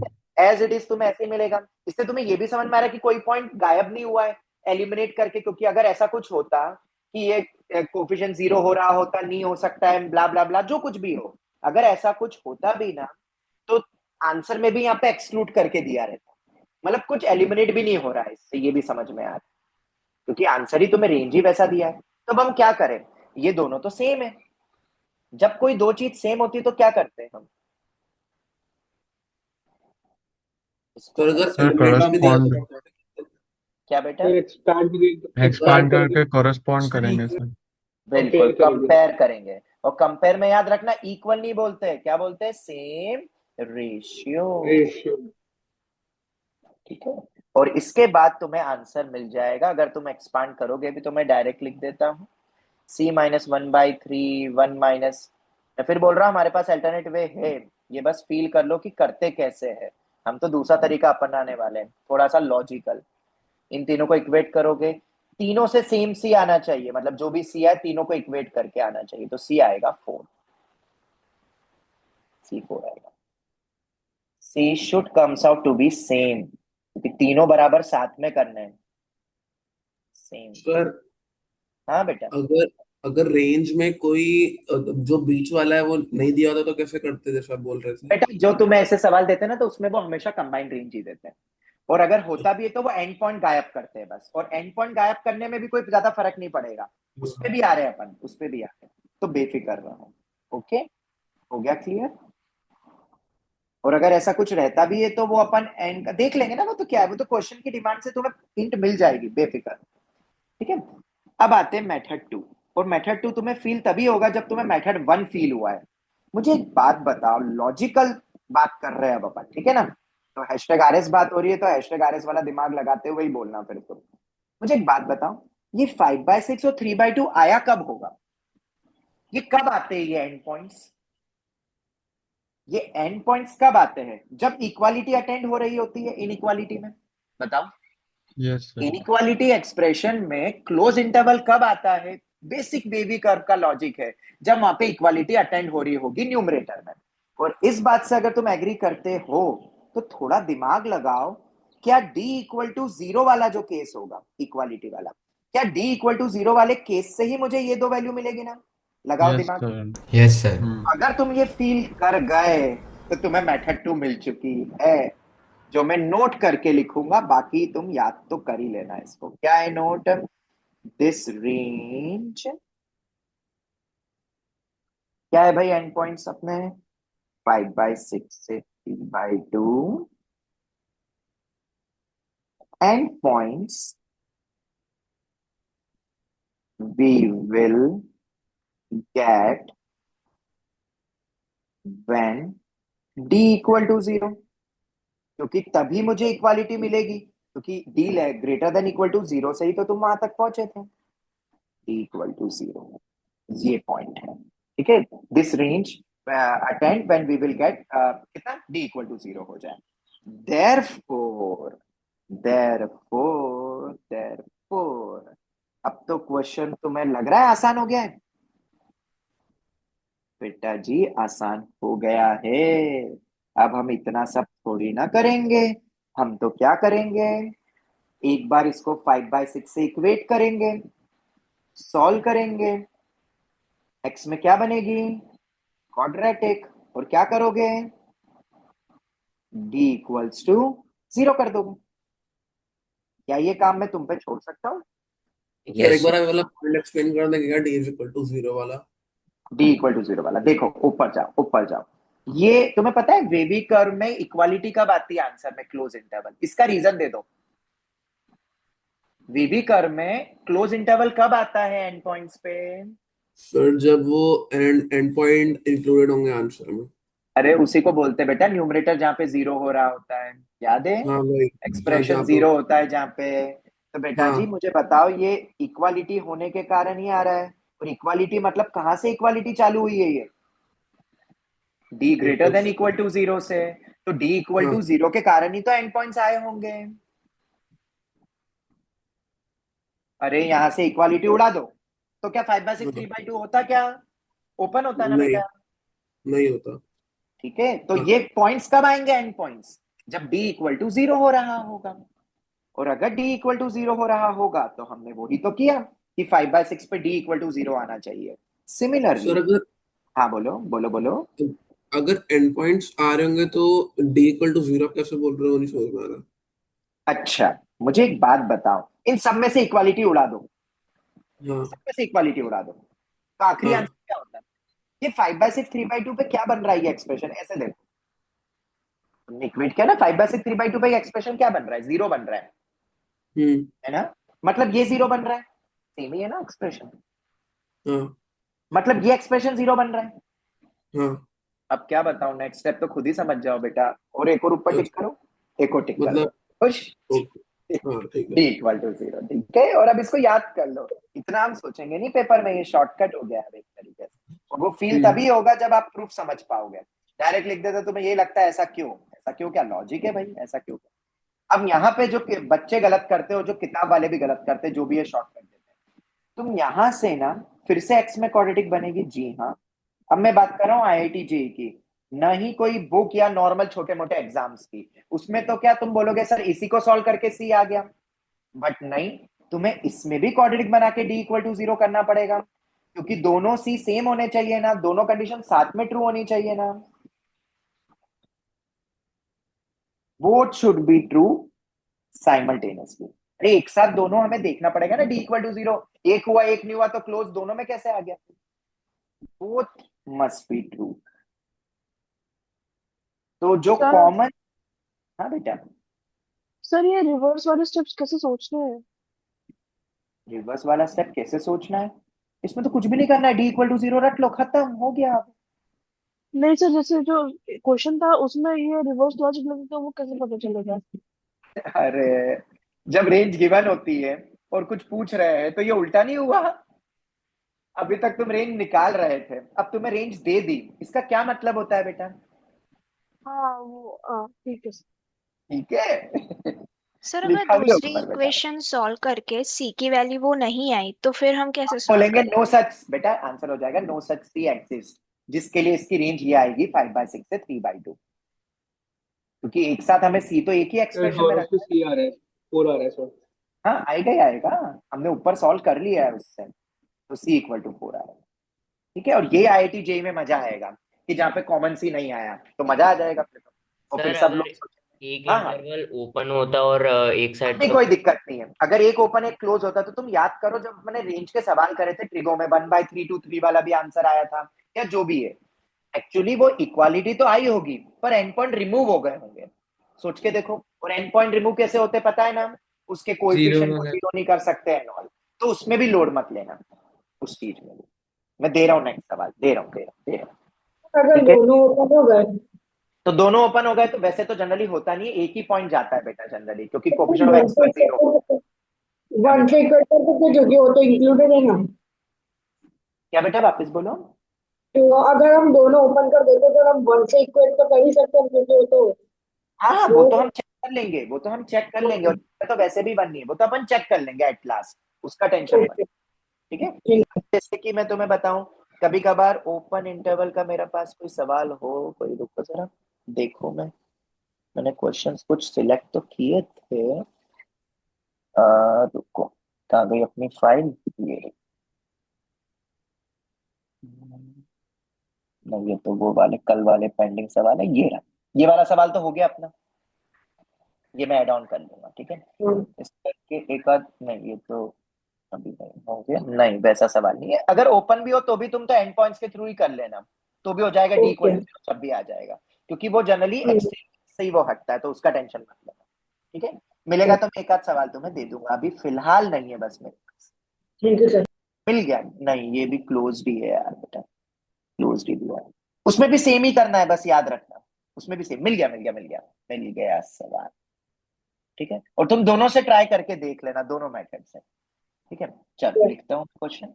F is such that from R to R हाँ चलो मैं ये वर्ड भी समझा दूं, फंक्शंस में ये बहुत यूज होता है ऐसे एरो लगा के। मैंने बताया था कि नहीं आई डोंट नो, पर मैं थोड़ा बहुत आइडिया दे देता हूँ। जब भी ऐसे लिखते हैं ना R2R या इस टाइप का कुछ भी दे दे, तो इसमें कुछ चीजें आपको याद होनी, पता होनी चाहिए कि ये जो पहला पार्ट होता है ना, इसको कहते हैं डोमेन। ओके। और ये जो दूसरा आर होता है ना, इसे पता है क्या कहते हैं? इसे कहते हैं कोडोमेन। अब तुम बोलोगे कोडोमेन क्या होता है, तो याद रखना, रेंज होती है ना, रेंज जो हम निकालते हैं डोमेन की वैल्यूज को रख के, range is always a subset of codomain. इस चीज को याद रखना। तो बेसिकली तुम्हें जो दूसरी तरफ दिया रहता है वो रेंज नहीं होती है, पर इतना तो मिल जाता है मुझे आइडिया कि जो रेंज होगी वो उसका सबसेट होगा। अब वैसे तो यहाँ पे आर ही दे दिया, real all real values minus infinity, सब कुछ रेंज उसी का ही होता है।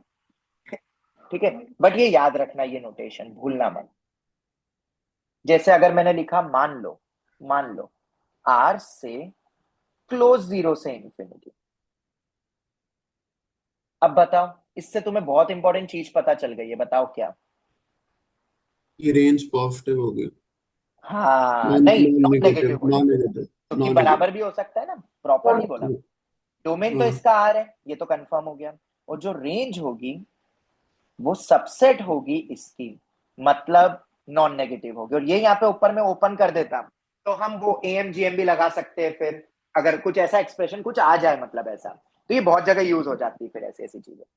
वो तो AMGM तो सिर्फ एक बहाना था बताने के लिए कि पॉजिटिव में लगता है नॉल। खैर, ये कोडोमेन का इंपॉर्टेंस होता है, बाकी हम नेक्स्ट ईयर देखें। अब जैसे कि देखो, अब मैं सवाल देता हूँ, coming back to the question. तो अब ये एक्सप्रेशन को देख के डरना मत बस। R2R fx equals to 3x square plus mx plus n upon x square plus 1। ठीक है, if range, अब तुम्हें देख सकते हो यहाँ पे आर इसलिए इन्होंने बिंदास लिख दिया क्योंकि x स्क्वायर प्लस 1 डोमेन तो इसका आर ही होगा। अब दो अननोन है यहाँ पे m और n, ठीक है, तो कोई बात नहीं, अपने पास तो दो कंडीशन रहती है ना, दो कंडीशन मिलती है d इक्वल टू 0 करके। इस बार तो दोनों यूज हो जाएगी। Range of this function is -4 close से 3 open. Okay, then find m square plus n square. ये तुम्हें पता है 12th वालों के अभी फर्स्ट माइनर नहीं सेकंड माइनर में आया था ये, 12th वाले बच्चों के। ठीक है, जो हम अभी पढ़ के खत्म कर देंगे, नेक्स्ट ईयर थोड़ा पढ़ाऊंगा मैं ये सब चीजें, नेक्स्ट ईयर तो अपन और आगे बढ़ जाएंगे। तुम्हें रेंज दे दी है इस बार। देखो इस बार क्या हुआ है, इस बार बताओ क्या दिया हुआ है? -4 क्लोज से, बोलो, 3 ओपन। इसमें भी तुम बिंदास लगा लेना, टेंशन मत लेना। ठीक है, वो एंड पॉइंट्स का ही खेल है क्योंकि वो हटा है बस। ठीक है, आया तो होगा पर हट गया होगा। तो तुम्हें यहाँ पे भी क्या करना है बताओ? इस fx को किससे इक्वेट करोगे, बोलो? -4 से, और d इक्वल टू 0 कर लेना। ये शॉर्ट ट्रिक याद रखना, 3 से इक्वेट कर लो, आया तो होगा पर वो रिमूव हो गया होगा एक्चुअली कोई कंडीशंस के थ्रू। तो इन दोनों में d इक्वल टू 0 करना। मेरे ख्याल से दो इक्वेशंस बनेगी, क्या उन दो इक्वेशन से m और n निकाल लोगे? Yes sir. ठीक है, यस सर। क्या इसका अल्टरनेटिव बताऊं जो मैंने बनाया है, बिना ये सब चीजें, प्योर लॉजिकल FFM बोल सकते हो। तो सीखना चाहते हो क्या? यस। या यस कि सर। सोचोगे FFM के थ्रू कि बता दूं? क्या चाहते हो? मेथड 1 तो ठीक है, तुम कर लोगे, खुश हो जाओगे। मेथड 2 और है, प्योर लॉजिकल, जो मैं बच्चों को बताता हूँ, क्योंकि ये किताबी मेथड में उतना मजा नहीं आता। और ये भी d इक्वल टू 0 कोई बहुत बड़ी चीज नहीं, आजकल सब दे देते हैं, पर इसको लॉजिकली भी कर सकते हैं। क्या लॉजिकली तुम ट्राई करना चाहते हो तो नेक्स्ट एडवांस क्लास में देखेंगे, और या तो अभी बता दूं या क्लास में बता दूं, क्या बोलना चाहते हो? बताओ, कुछ तो रिव्यू दो, कुछ तो बोलो। सर अभी सर बता। अगर ये लगा सकते हैं ना दिमाग, सर अभी ये बता। सर अभी सर भी ये चाहिए। चलो तो फिर क्लास एक्सटेंड होगी थोड़ी सी, मतलब 11:45 बजे तक जाएगी, चलेगा ना? चलेगा सर। हाँ सर ये सोच सकते हैं ना कि अगर वो नीचे वाला पॉजिटिव होगा तो ऊपर वाला अगर निगेटिव में जा रहा है तो उसकी रेंज, तो वो भी निगेटिव पार्ट देना पड़ेगा उसको। बिल्कुल, बस ऐसे ही कुछ सोच सोच के अपन आगे बढ़ेंगे। सोचने तो लग गए हो तुम मेरे जैसा मैदान, बस कभी कभार भूल जाते हो क्या बोल रहे हो, और फिर वापस आना शुरू कर देते हो पूछना। फोकस बिगड़ जाता है कभी कभी तुम्हारा। चलो ठीक है, देखो इधर मैं क्या कर रहा हूँ। Convert the numerator in the form of denominator, you know very well. देखते रहना, मैं इसको सेपरेट करूंगा, वही मेरा फेवरेट पार्ट एफएफएम, वो भी तो रेंज देता है, पर उससे कैसे यहाँ निकलेगा देखते हैं, मजा आने वाला है बहुत आज। mx plus n minus three. अगर तुम मैथ्स पसंद करते हो तो मजा आएगा, मैथ्स पसंद नहीं करते हो तो ये सब कुछ भी समझ नहीं आएगा तुम्हें। एडवांस क्लास नीचे रखा मैंने एक्सपर्ट प्लस में। चलो ये कैन वी सेपरेट इट, क्या हम इसको सेपरेट कर सकते हैं? और कोई बिंदास, कोई टेंशन नहीं है, बिंदास, टेंशन तो होना ही नहीं चाहिए इस स्टेटमेंट पे यार। This is how toppers think. वो हमेशा उल्टा वे, कुछ उल्टा तो नहीं बोलेंगे, कुछ दूसरा वे भी सोचते हैं हमेशा। और जिस क्वेश्चन की एक से ज्यादा मेथड होती है वो वो क्या होता है? एडवांस एक्सपेक्टेड होता है। ठीक है, मतलब वो लॉजिक जेई पूछ सकती है, और जहां M2 मेथड काम आ जाएगी M1 के बजाय, ऐसा। और M1 भी क्या, अपन तो यहाँ पे तीसरी मेथड पर आ गए देखा जाए तो। ये थी अपनी M2, ये M3। पर याद रखना M3 मेथड जो अभी हम देख रहे हैं ये क्वेश्चन स्पेसिफिक है, देखो हर बार एप्लीकेबल नहीं होती है, इसलिए आपको जनरल वे आना चाहिए। सर हाँ बेटा। सर अगर वो न्यूमरेटर देखे तो mx प्लस n अगर 3 हो जाएगा तो y इक्वल्स टू 3 हो जाएगा, जो इंक्लूड। बेटा आ रहा है बेटा, बस आ रहा है, अभी मैं सब डिस्कस कर रहा हूँ। अब एडवांस पार्ट, अब हम शुरू ऐसा सोच सकते हैं कि हमारे रेंज के एंड पॉइंट्स हमारे इंटीजर है, तो वो परफेक्टली डिविजिबल होगा। हाँ हाँ आएंगे बेटा, आएंगे, अभी सब आएंगे। और हमें इसी इंटरवल के अंदर रखना है, हमें इसका भी ध्यान रखना है, ऐसा नहीं कि इसने इंटरवल के बाहर आ जाए। तुमने बस एंड पॉइंट्स का ध्यान रखा, पता चला जस्ट उल्टे ही आंसर आ गया। ठीक है, चलो देखते हैं देखते हैं। सबसे पहला पॉइंट तो यहाँ पर ये आता है, थोड़ा सा लॉजिकली सोचो, जो शायद कुछ बच्चों ने सोच भी लिया ही होगा, मुझे ऐसा लगता है, बोला भी ना लॉजिकली। अब सब पार्ट #RS वाला स्टार्ट हो जाएगा अब यहाँ से, pure logical. mx plus n minus three क्या लेस देन 0 होना चाहिए? बताओ। Yes sir. ठीक है, और एक और चीज, तुम्हें x के बारे में कुछ दिया हुआ है, डोमेन क्या है r, तो ये हम बात किसके लिए कर रहे हैं? For all x belonging to real numbers के लिए, सभी रियल नंबर्स को रख के, क्योंकि डोमेन तो क्या है r। तुम तो कुछ भी x रख दोगे बिंदास उठा के, वो तो इंडिपेंडेंट चीज है, जो रखना है रख दो।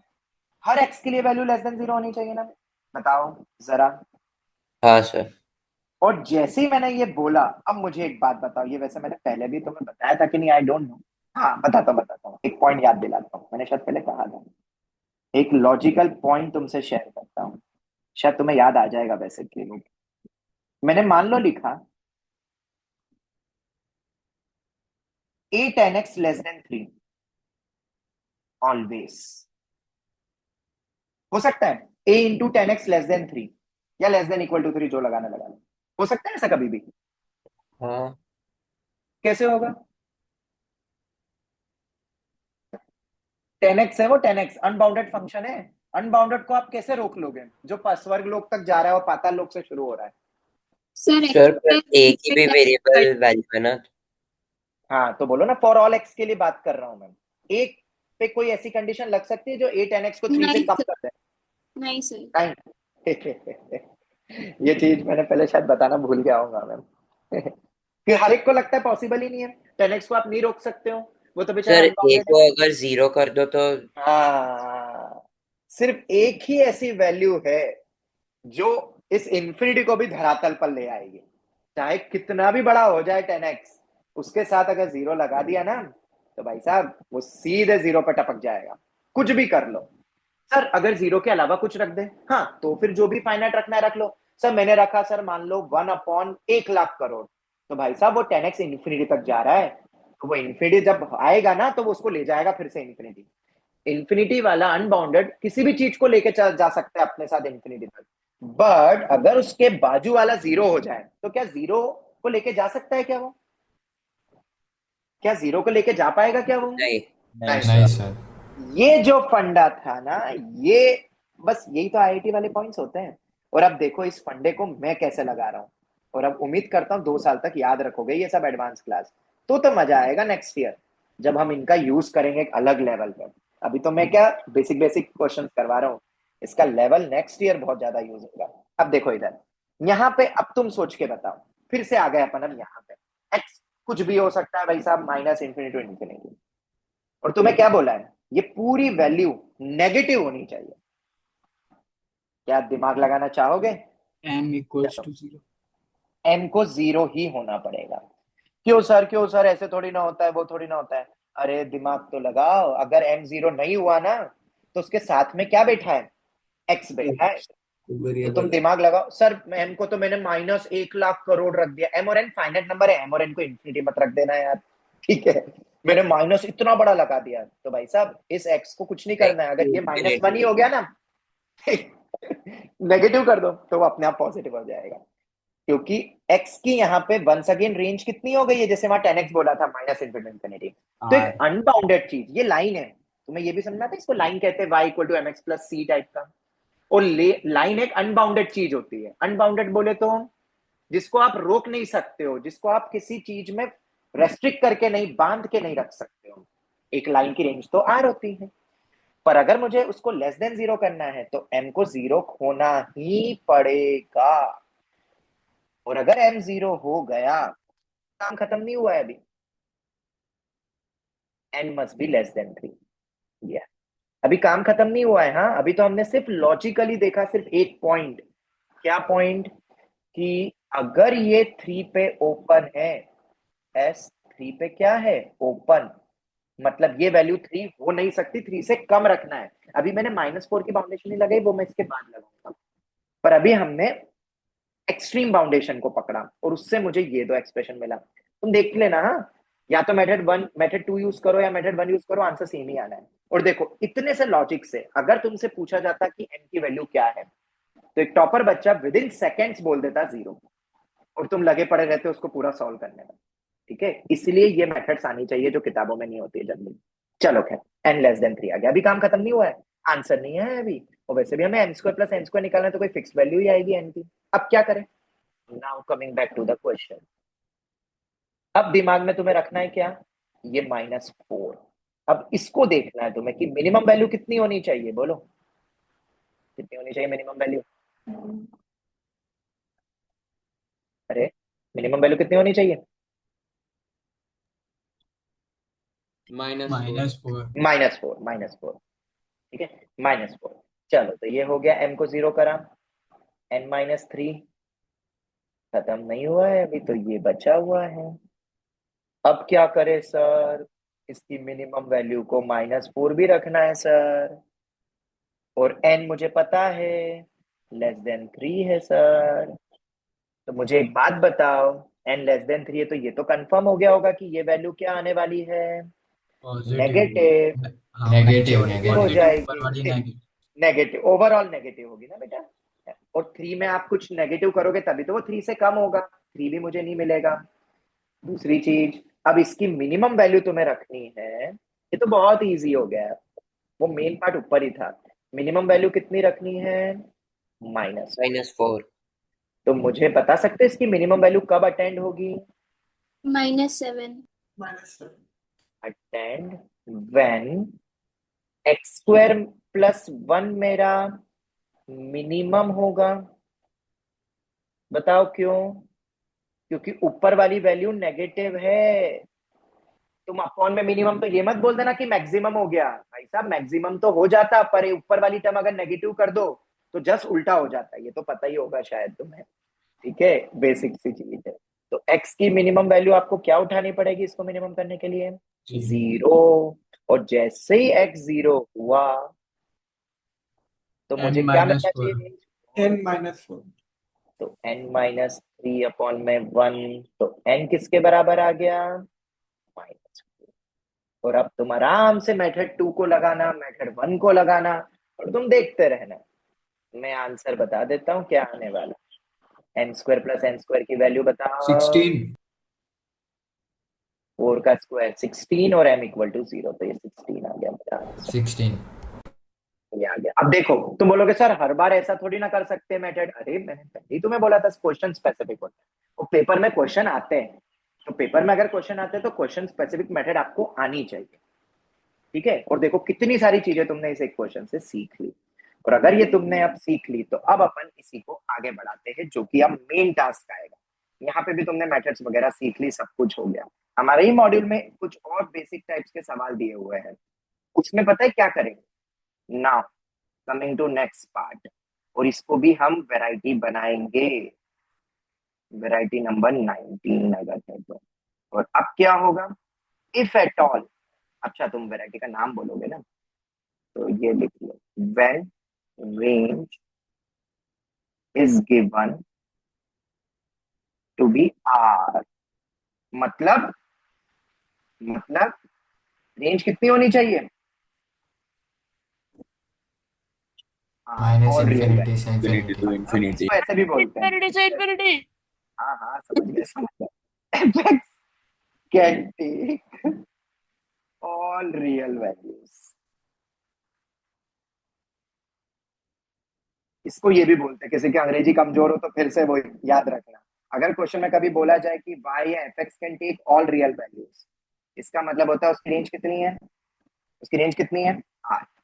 ठीक है, अब क्या करोगे? अब एंड पॉइंट अब क्या क्या करोगे? कुछ नहीं करोगे, और तुम्हें निकालना अभी भी वही है, फाइंड पैरामीटर। ठीक है, अब तुम बोलोगे सर ऐसे क्वेश्चन तो लाओ, फिर हम सोचेंगे। ठीक है, तो मैं क्वेश्चन तुम्हें देता हूँ इसके अंदर।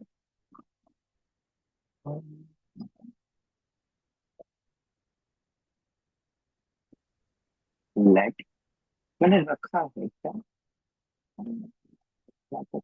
एक्चुअली फाइल पूरी बन नहीं पाई।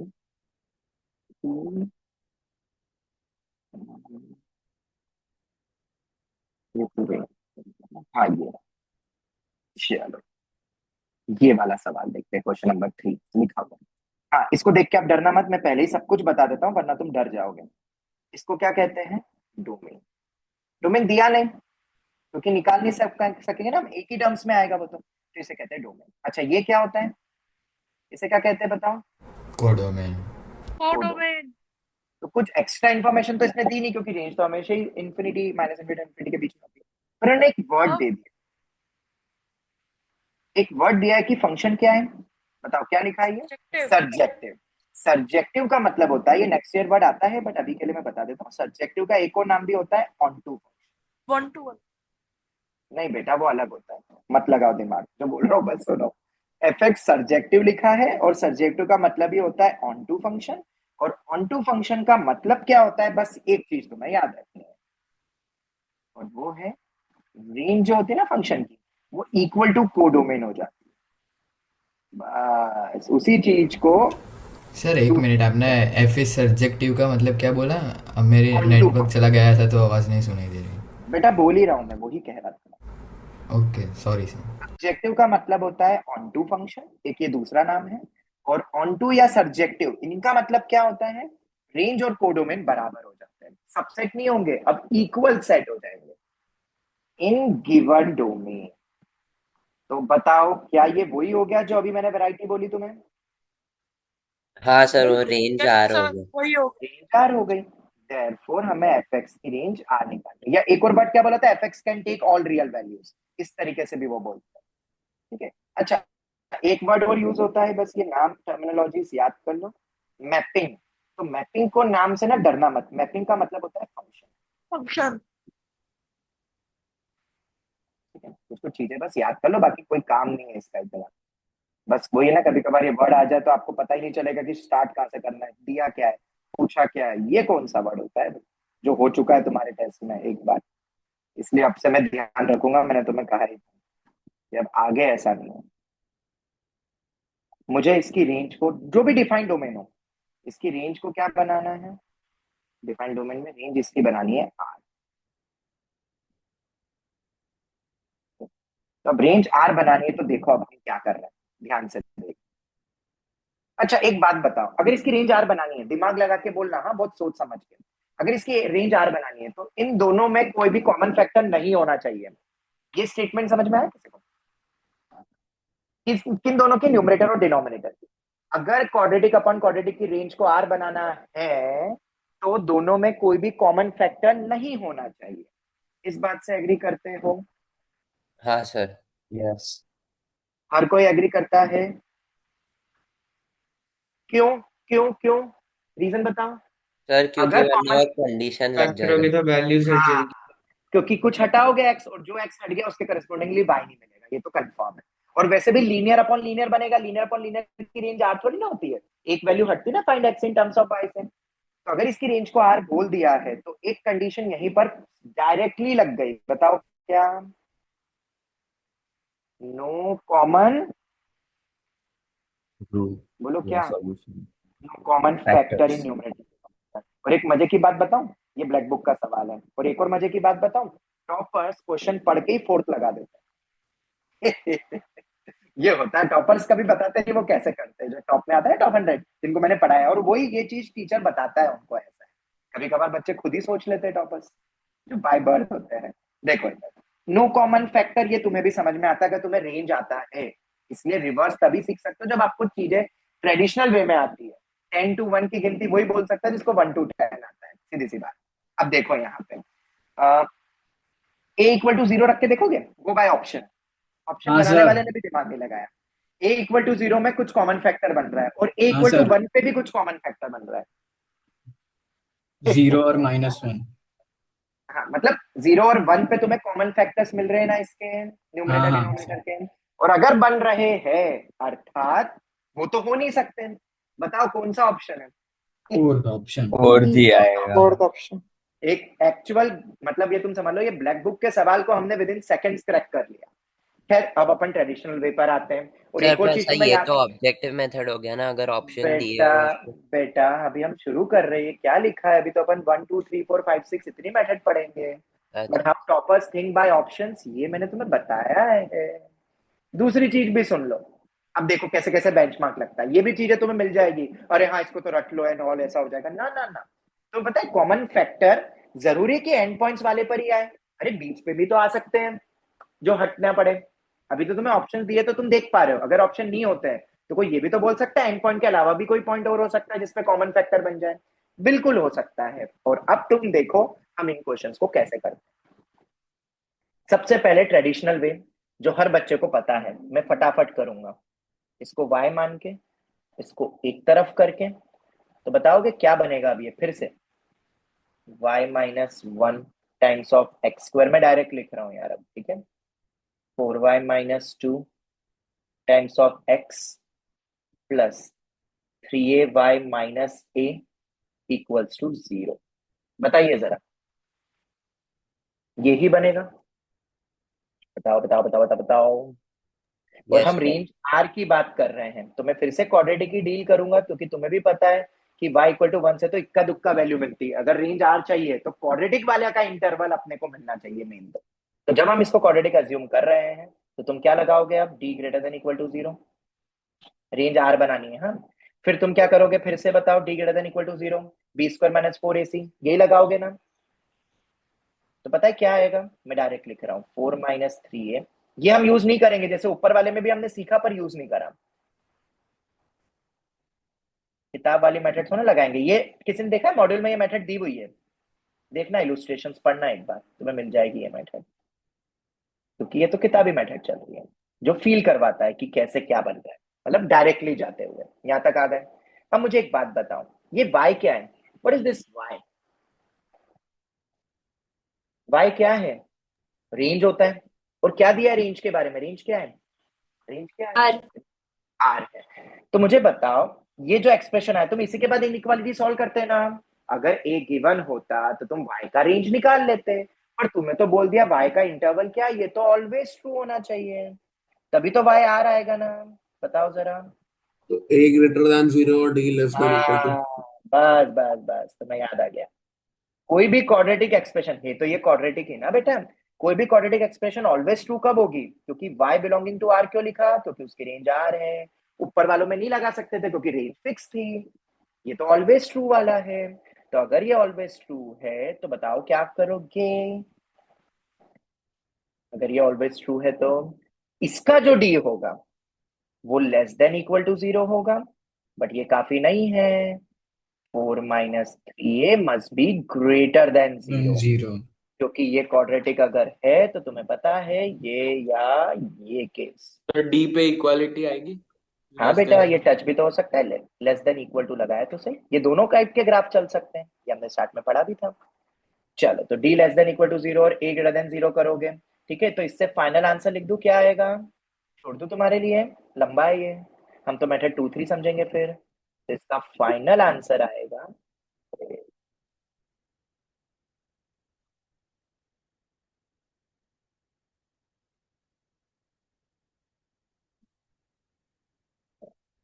0 से 1। ओके, क्लियर, ये आ जाएगा आंसर, तुम देख लेना इसको सॉल्व करके। ए ग्रेटर देन 3/4 है, यहीं से दिख रहा है। अच्छा, ए ग्रेटर देन 3/4 है, नहीं नहीं नहीं, कितना आएगा, ए लेस देन 4/3 आ रहा है, सॉरी 4/3। तो दोनों का इंटरसेक्शन लोगे तो ये आने वाला है मेरा ए का इंटर। यस सर, ये आ रहा है। किताब वाले क्या करते हैं वो मैं बता देता हूँ, किताबी मेथड, अब सुनना, जो कि बिल्कुल गलत है, मैं तुम्हें क्वेश्चन देने वाला हूँ जहाँ पे किताबी मेथड फेल होता है। अब वो क्या करते हैं, नाउ ऐसा लिखा रहता है किताब में, देख लेना, हमारे मॉडल में भी गिवन है, नाउ एट लास्ट, उसमें सर थोड़ा सा लोचा हो जाए। हाँ बोलो सर इधर ए में 0 to 1 ओपन नहीं होगा? बेटा, आ रहे अपन, अभी खत्म नहीं हुआ है आंसर, ये तो अपना आंसर आया इसको सॉल्व करके, अब आगे देखो क्या लिख रहा हूं मैं। Now at last we will check at end points whether there is common factor. Any common factor और नॉट। ऐसे स्टेटमेंट तुम्हें किताबों में लिखे हुए मिलेंगे, even in black book as well, common factor और नॉट, ठीक है। देयरफॉर तुमने ए को 0 करा और ए को 1 करा। पहला प्रश्न यहीं पर ही उठना चाहिए कि एंड पॉइंट पे क्यों चेक करा, क्यों आना चाहिए, कि तुम्हारे दिमाग में तो आना चाहिए, देखो तुम मेरे स्टूडेंट हो तो एंड पॉइंट पे क्यों चेक करा, सर अगर ए इक्वल टू हाफ पे कॉमन फैक्टर बन गया तो, बोलो एग्रीड और नॉट। ऐसा किसने कहा कि एंड पॉइंट्स पे कॉमन फैक्टर बनने के चांसेस होते हैं, पहले तो ये चीज को हटाओ। I will give you one question, okay, I have justification of each and everything, बेफिक्र रहो। तो पहले मैं ए को 0 करता हूं, तो बताओ कितना आया ये, x² + 2x upon x² + 4x, तो तुम्हें मिल ही गया है, कॉमन फैक्टर है। पूरे सॉल्व करके अब निकालूंगा नहीं मैं वो कौन से कॉमन फैक्टर है नॉट। ए इक्वल टू 1 पे बताओ क्या बनेगी इक्वेशन, नीचे हो जाएगा x² + 4x + 3। अब बताओ क्या यहाँ पे भी कॉमन फैक्टर है, जी हाँ है, तो दोनों में कॉमन फैक्टर है, और अगर दोनों में कॉमन फैक्टर है तो क्या करोगे, दोनों को क्या करोगे, हटाना पड़ेगा।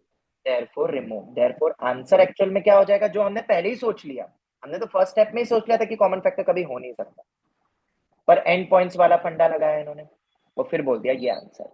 पर this method is not always true, this is not, मतलब एंड पॉइंट्स लॉजिक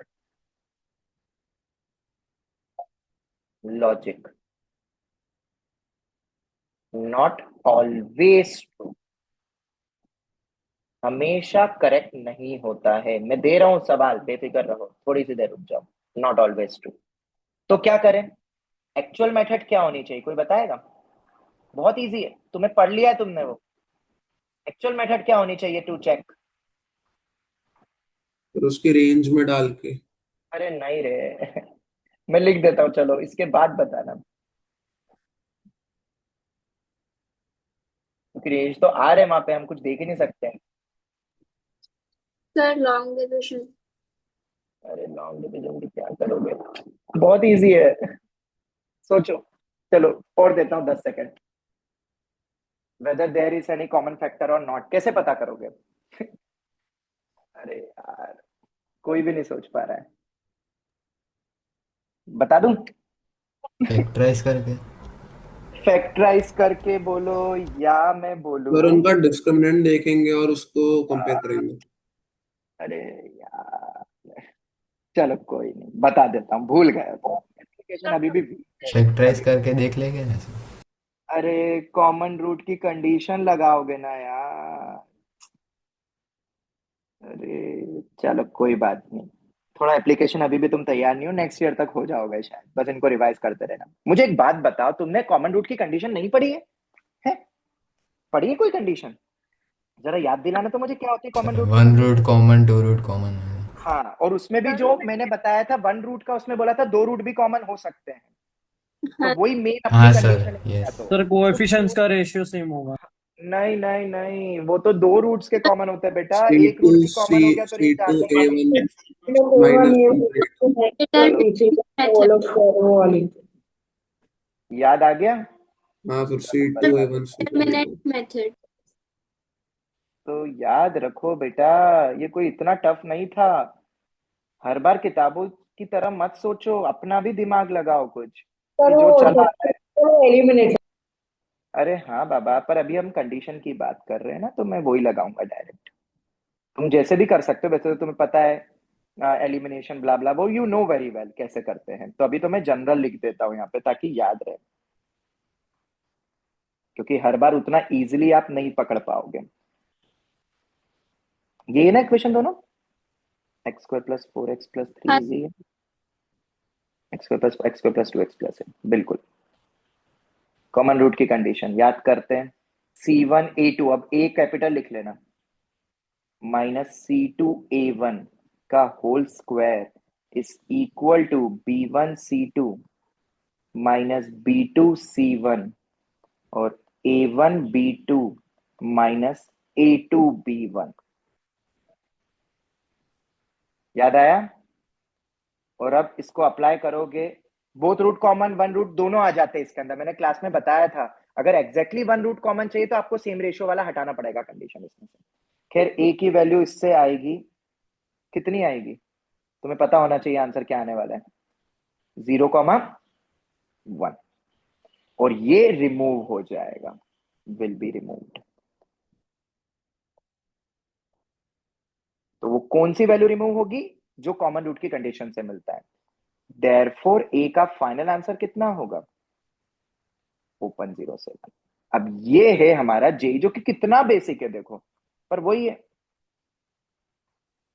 सोचोगे तो होगा ना। तुम्हारे दिमाग में जरूर चल रहा होगा, सर एंड पॉइंट्स ही आते हैं, एंड पॉइंट्स ही आएंगे, हमने तो हर क्वेश्चन करे। अरे दे रहा हूं बेटा, दे रहा हूं, स्कोर टेस्ट का ही सवाल है वो हमारे स्कोर टेस्ट का सवाल है वो। चलो खैर, ये याद कर लोगे, पहले तो ये बताओ, याद हो जाएगा तो आप ऐसे कॉमन रूट हटा दोगे। बोलो क्लियर है कि नहीं, पहले तो इतना क्लियर है कि नहीं बताओ, ताकि मैं फिर आगे बढ़ूं। Yes sir. ठीक है, चलो ये तो हो गया। अब हमारे पास दूसरा फंडा आता है, ये तो आंसर आ गया, अब तो तुम इस टाइप के सभी सवाल कर सकते हो, कोई दिक्कत नहीं है। पर अब हमारा मेथड, हमने ये चेक कर लिया, ये हो गया। अब हम आते हैं मेथड 2 पे। अब मेथड 2 को समझना, क्योंकि ये थोड़ा सा मेरा रिसर्च का पार्ट है, मतलब मैंने बहुत सारे पॉइंट सोच के बनाए हैं ये पॉइंट्स। ठीक है, तो हम एक एक करके इसको डिस्कस करेंगे। ठीक है, सबसे पहला, पहले तो मैं यहाँ पे लिख देता हूँ डायरेक्ट फॉर्मूला, क्योंकि ये ऊपर वाली जो मेथड है ना, ये उतना इजी नहीं है, मतलब लेंदी होगी ना। पहले तो ये बताओ, क्या ये मेथड लेंदी होगी? पहले आप d greater than equal to 0 लगाओगे, फिर आप ऑलवेज ट्रू वाली कंडीशन लगाओगे, और फिर इंटरवल निकालोगे, और फिर कॉमन फैक्टर देखना है। ठीक है, चलो एंड पॉइंट्स पे आते हैं, बट अगर एंड पे नहीं आया तो आपको कॉमन फैक्टर की कंडीशन लगानी पड़ेगी, लंबा जाएगा ना। और ऑप्शंस गिवन नहीं है, ऑप्शंस गिवन नहीं है। तो बताओ क्या ये मेथड लेंदी होगी कि नहीं होगी, पहले तो ये क्लियर करो। हाँ सर। हाँ ठीक सर। है, तो हमारे पास कुछ ऐसी चीज तो होनी चाहिए जिससे अपन डायरेक्ट कर सके, तो अपन उस कैटेगरी पर आ रहे हैं। कंपैरेटिवली इजी है ऊपर वाले मेथड से, ऐसा है। ठीक है, और प्रूफ क्या है तुम बोलोगे तो मैं अलग से ग्रुप में भेज भी दूंगा, पर प्रूफ वही है जो मेथड 1 के थ्रू बनता है, पूरा सॉल्व करके। ठीक है, चलो करे स्टार्ट, करे स्टार्ट। Yes sir. ठीक है,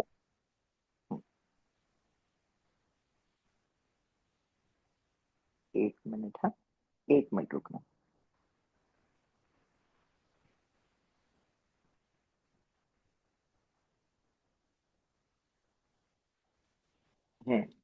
हम एक जनरल फॉर्मूले के थ्रू ही देख रहे हैं ना, तो बनता है A1 x² plus B1 x plus C1 whole upon A2 x² plus B2 x plus C2। कुछ ऐसा मान लेते हैं, हो सकता है लीनियर अपॉन क्वाड्रेटिक भी हो, कुछ भी हो। ठीक है, अभी के लिए तो मैंने ये रखा हुआ है एक्सप्रेशन, हम बात कर रहे हैं अभी क्वाड्रेटिक अपॉन क्वाड्रेटिक की। ठीक है, इसमें सबसे पहले अगर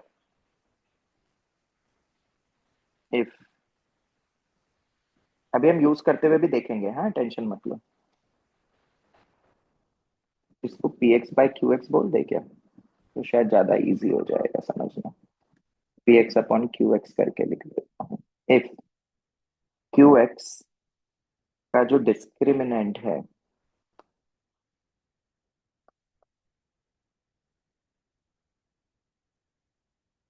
वो ग्रेटर देन 0 हो, ठीक है, एंड अब आएगी अपनी कंडीशन, हाँ, C1A2 माइनस C2A1 का whole square less than A1B2 minus A2B1 B1C2 minus B2C1। और अगर ये वैल्यू लेस देन आती है, okay, then range will be R। Range पक्का R होगी, ठीक है, else range can not be R। Range कभी R नहीं होगी। मतलब जब ये दोनों कंडीशन ट्रू होगी तभी, मतलब D तो मेरा ग्रेटर देन 0 ही होना चाहिए। यहाँ पे लिख देता हूं मैं, नाउ ऑल्सो इफ, और क्यों ऐसा होगा तुम थोड़ा दिमाग लगाओ सोच पाओगे, बाकी नेक्स्ट ईयर हम ग्राफ्स के थ्रू भी देखेंगे, इनके ग्राफ्स बनेंगे नेक्स्ट ईयर ना, तो फील भी हो जाएगा। नाउ ऑल्सो इफ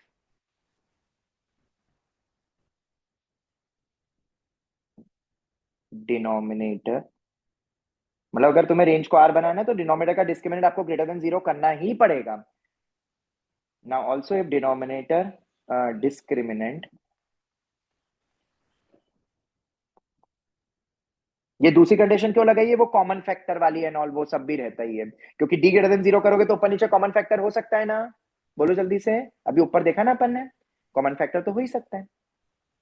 तो if denominator discriminant less than 0 हो, then range can not be R। ठीक है, ये पॉइंट हो गया। इसके बाद नाउ ऑल्सो, आवाज आ रही ना सबको? Yes sir. हाँ, यस सर। मुझे ऐसा लगा खो तो नहीं गए लिखाते समय, क्योंकि एक साथ इतनी सारी थ्योरी हो रही है ना, इनको याद रखना है और ये हो जाएगा, अभी अपन अप्लाई करेंगे ना बेटा, तो तुम्हें समझ में आ जाएगा कि क्यों ये जल्दी फटाफट कर सकते हैं अपन, ठीक है। और बाकी तो ये मेथड तो याद ही रखना, एलिमिनेशन मेथड जो अपन ने ऑप्शंस वाइज देखा था, इसको भी मैं लिख दूं, इसी को अपन लिख सकते हैं जो अभी अपन ने देखा, नो कॉमन फैक्टर वाला एलिमिनेशन मेथड। मेथड 0। हाँ, अब से अपन एलिमिनेशन और ये जो जुगाड़ मेथड होती है ना, उसको अब से अपन M0 मेथड, कल ही हमने बनाई थी, M0 मेथड भी रहेगी वो, जिसको हम काउंटिंग में नहीं रखेंगे, 0 से मतलब अलग रखेंगे वो। चलो तो कहा गया, ये रहा। नाउ ऑल्सो अब इसमें भी कुछ सिंप्लीफाइड वर्जन बता रहा हूं, ऊपर वाला हम लगाएंगे, पर अगर उसको भी मैंने डिकोड करा, और ये याद करना आसान है, क्या याद हो जाएगा ये अपना वही कॉमन रूट वाला ही कंडीशन वाला है, और डी ग्रेटर देन 0 को इतना टाइम तो लगेगा नहीं। नाउ ऑल्सो सिंप्लीफाइड वर्जन क्या है इसी चीज का,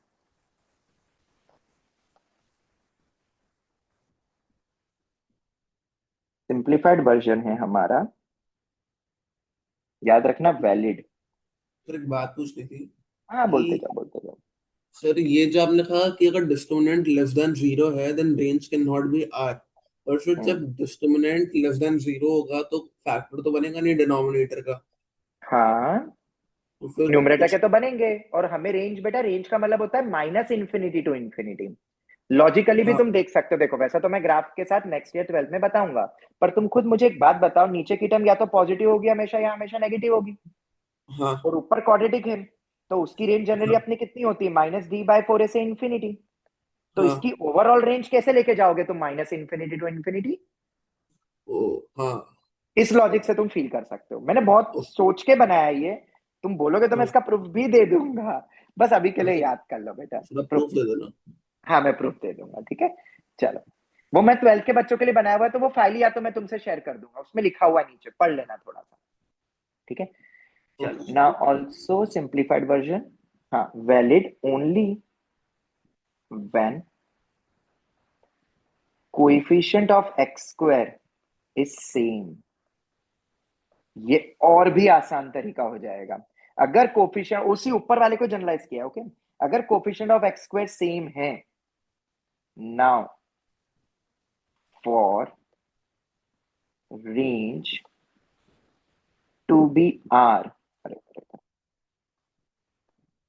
अगर मुझे रेंज को आर बनाना है तो तुम्हें क्या क्या करना है अब देखना, हाँ, यहाँ पे स्टेप्स को फॉलो करना है, और फिर अभी अपन अप्लाई करके भी देख लेंगे।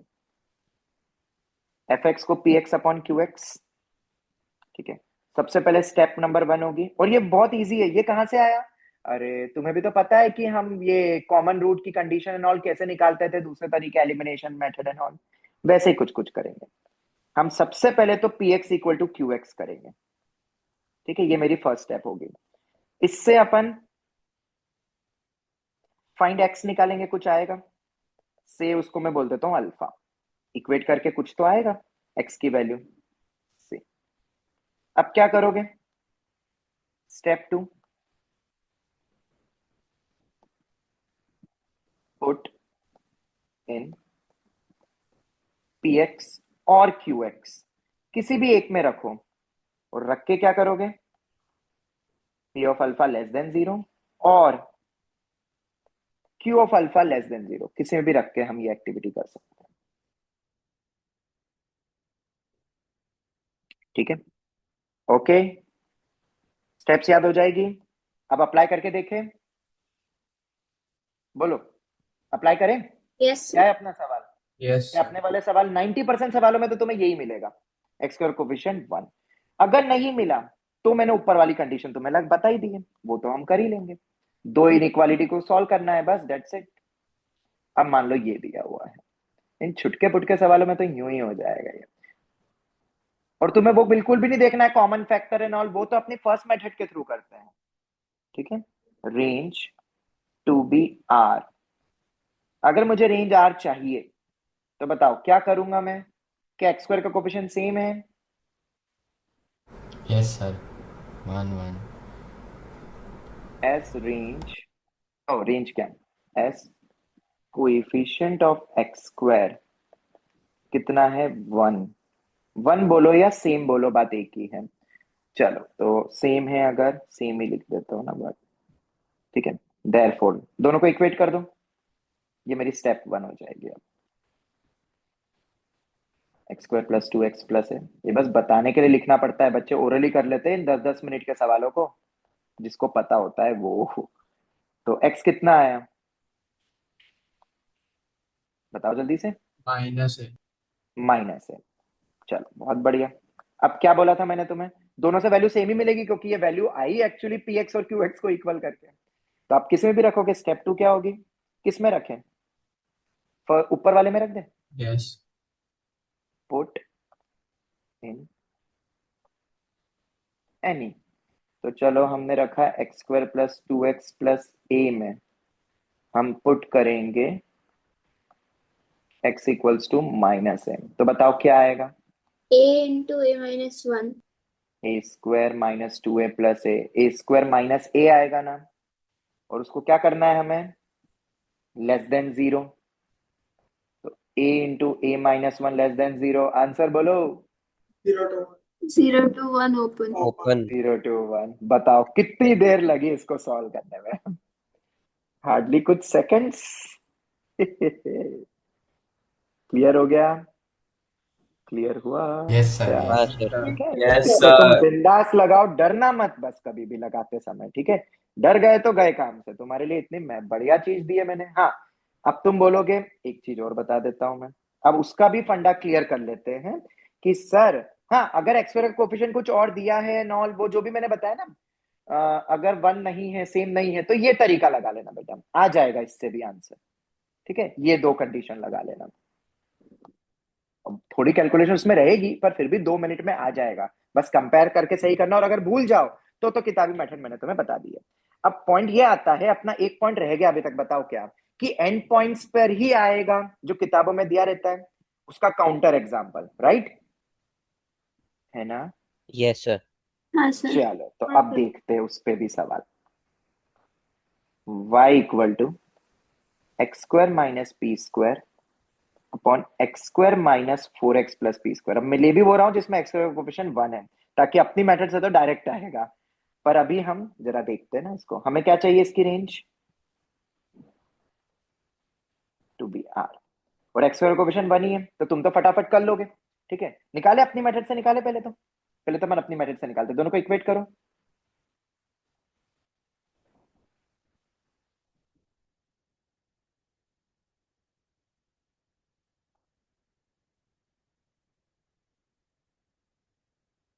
जल्दी सॉल्व करके करो, ये तो मैं लिख रहा हूँ। x equals to P square by 2। फिर उसको वापस रखो और निकालो पी का इंटरवल।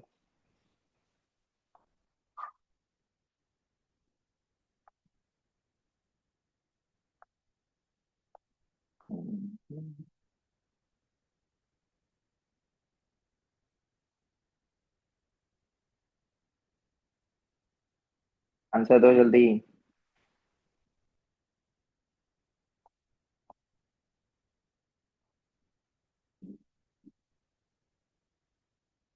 कितना आ रहा है? अरे इतना टाइम लग गया यार, सर याद माइनस करो इन्फिनिटी से -2 0 to 2। ऐसा। हाँ, ये x कितना आया, देखो पी स्क्वायर बाई 2 आ रहा है, ये आ रहा है, बताओ जल्दी से। देयरफॉर किसी भी एक में रख देते हैं अपन, x square minus P square में रख के लेस देन 0 कर देते हैं हम, तो कितना हो जाएगा ये, P raise to 4/4 minus P square less than 0। तो पी स्क्वायर तो कॉमन निकल गया, P square by 4 minus 1 less than 0, तो P square into yes P square minus 4 less than 0। Baby curve शायद आता है तुम्हें, इसको लिखना हो तो पी स्क्वायर तो ठीक है, P minus 2 P plus 2 less than 0, 0 minus 2 और 2, ये बेबी घुमा घुमा रिपीट करा घूम गया, ऐसे ही बनेगा ना बेबी कर्व यस सर। पे सॉरी सर, ओपन इस माइनस 2 to 2 एक्सक्लूडिंग बी।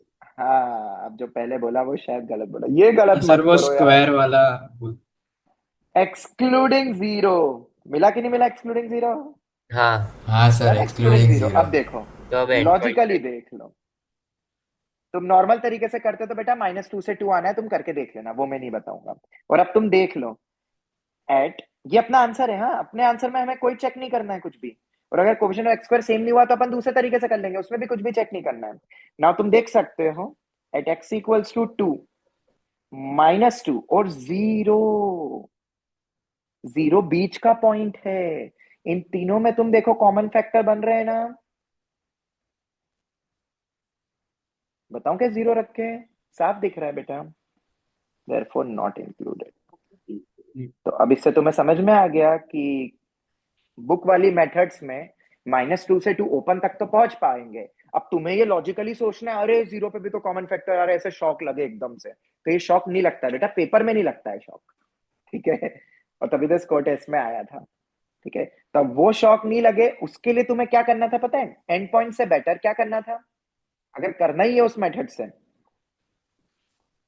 तो क्या करेंगे, common root condition. Common root condition. तो ऑटोमेटिकली तुम चेक करना 0 2 एंड -2 तीन वैल्यू हटेगी, वो तरीका है। तो एंड पॉइंट दिमाग से हटाओ, इससे ये क्लियर हो गया, और तुम्हें पता है आईआईटी का काम ही यही है, वो केस पूछता है जो एक्सेप्शंस होते हैं, जैसे केमिस्ट्री में तुम बोलते हो ना एक्सेप्शंस, वैसा ही। क्लियर हो गया? Yes sir. चलो तो यहीं तक रखते हैं, बहुत कुछ एडवांस हो गया। एक सीक्यूटी दे दूं तुम्हें, करोगे ट्राई, जो कि नेक्स्ट एडवांस क्लास तक में देखेंगे, और क्वेश्चन फिर से रिवर्स ही है, बहुत ही प्यारा सवाल है, देखते तुम सोच पाते हो कि नहीं। थोड़ा सा ना उल्टा सोचना पड़ेगा, मैं अभी बता देता हूँ, ठीक है। सीक्यूटी, बाकी जो बचे हुए सवाल है ना उसका मैं अलग से एक फाइल बना के सीक्यूटी तुम्हें भेज ही दूंगा, जो बच गए क्वेश्चन डिस्कस करना। If the range of function, if the range of function fx equals to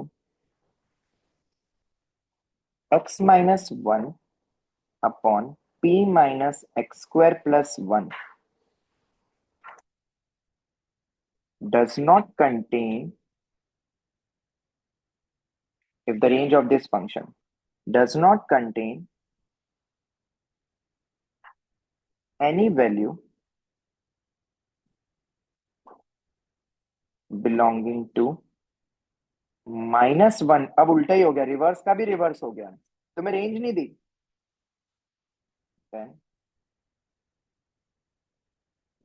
exhaustive, exhaustive मतलब तुम सबसे टिक नहीं कर सकते हो, हाँ याद रखना, सबसे टिक नहीं कर सकते, exhaustive interval of P.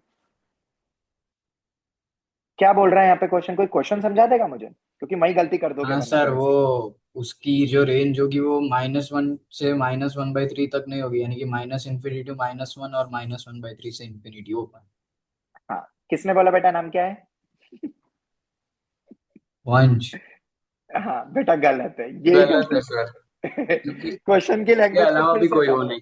Sir उसके अलावा कोई है कि नहीं वो हमें बताया नहीं, बस इतना बताया कि इधर तो है ही नहीं। नहीं। बस बस हाँ बस, इसने ये नहीं कहा श्योरिटी से, ये वैसे ही हो गया, पता है क्या, जिसका डी लेस देन 0 होता है और ए ग्रेटर देन, याद दिलाता हूँ चलो यही तो इंग्लिश है, मैथ्स में इंग्लिश आनी चाहिए। X square plus x plus 1, इसका डी लेस देन 0 है और ए ग्रेटर देन 0 है, तो ये हमेशा क्या होता है, पॉजिटिव। तो इसका मतलब ये हो गया, अगर मैं ऐसा बोलता हूं कि ये कभी नेगेटिव नहीं होगा, x square plus x plus 1 can't be negative, तो इसका मतलब ये होता है कि इसकी रेंज 0 टू इंफिनिटी हो गई।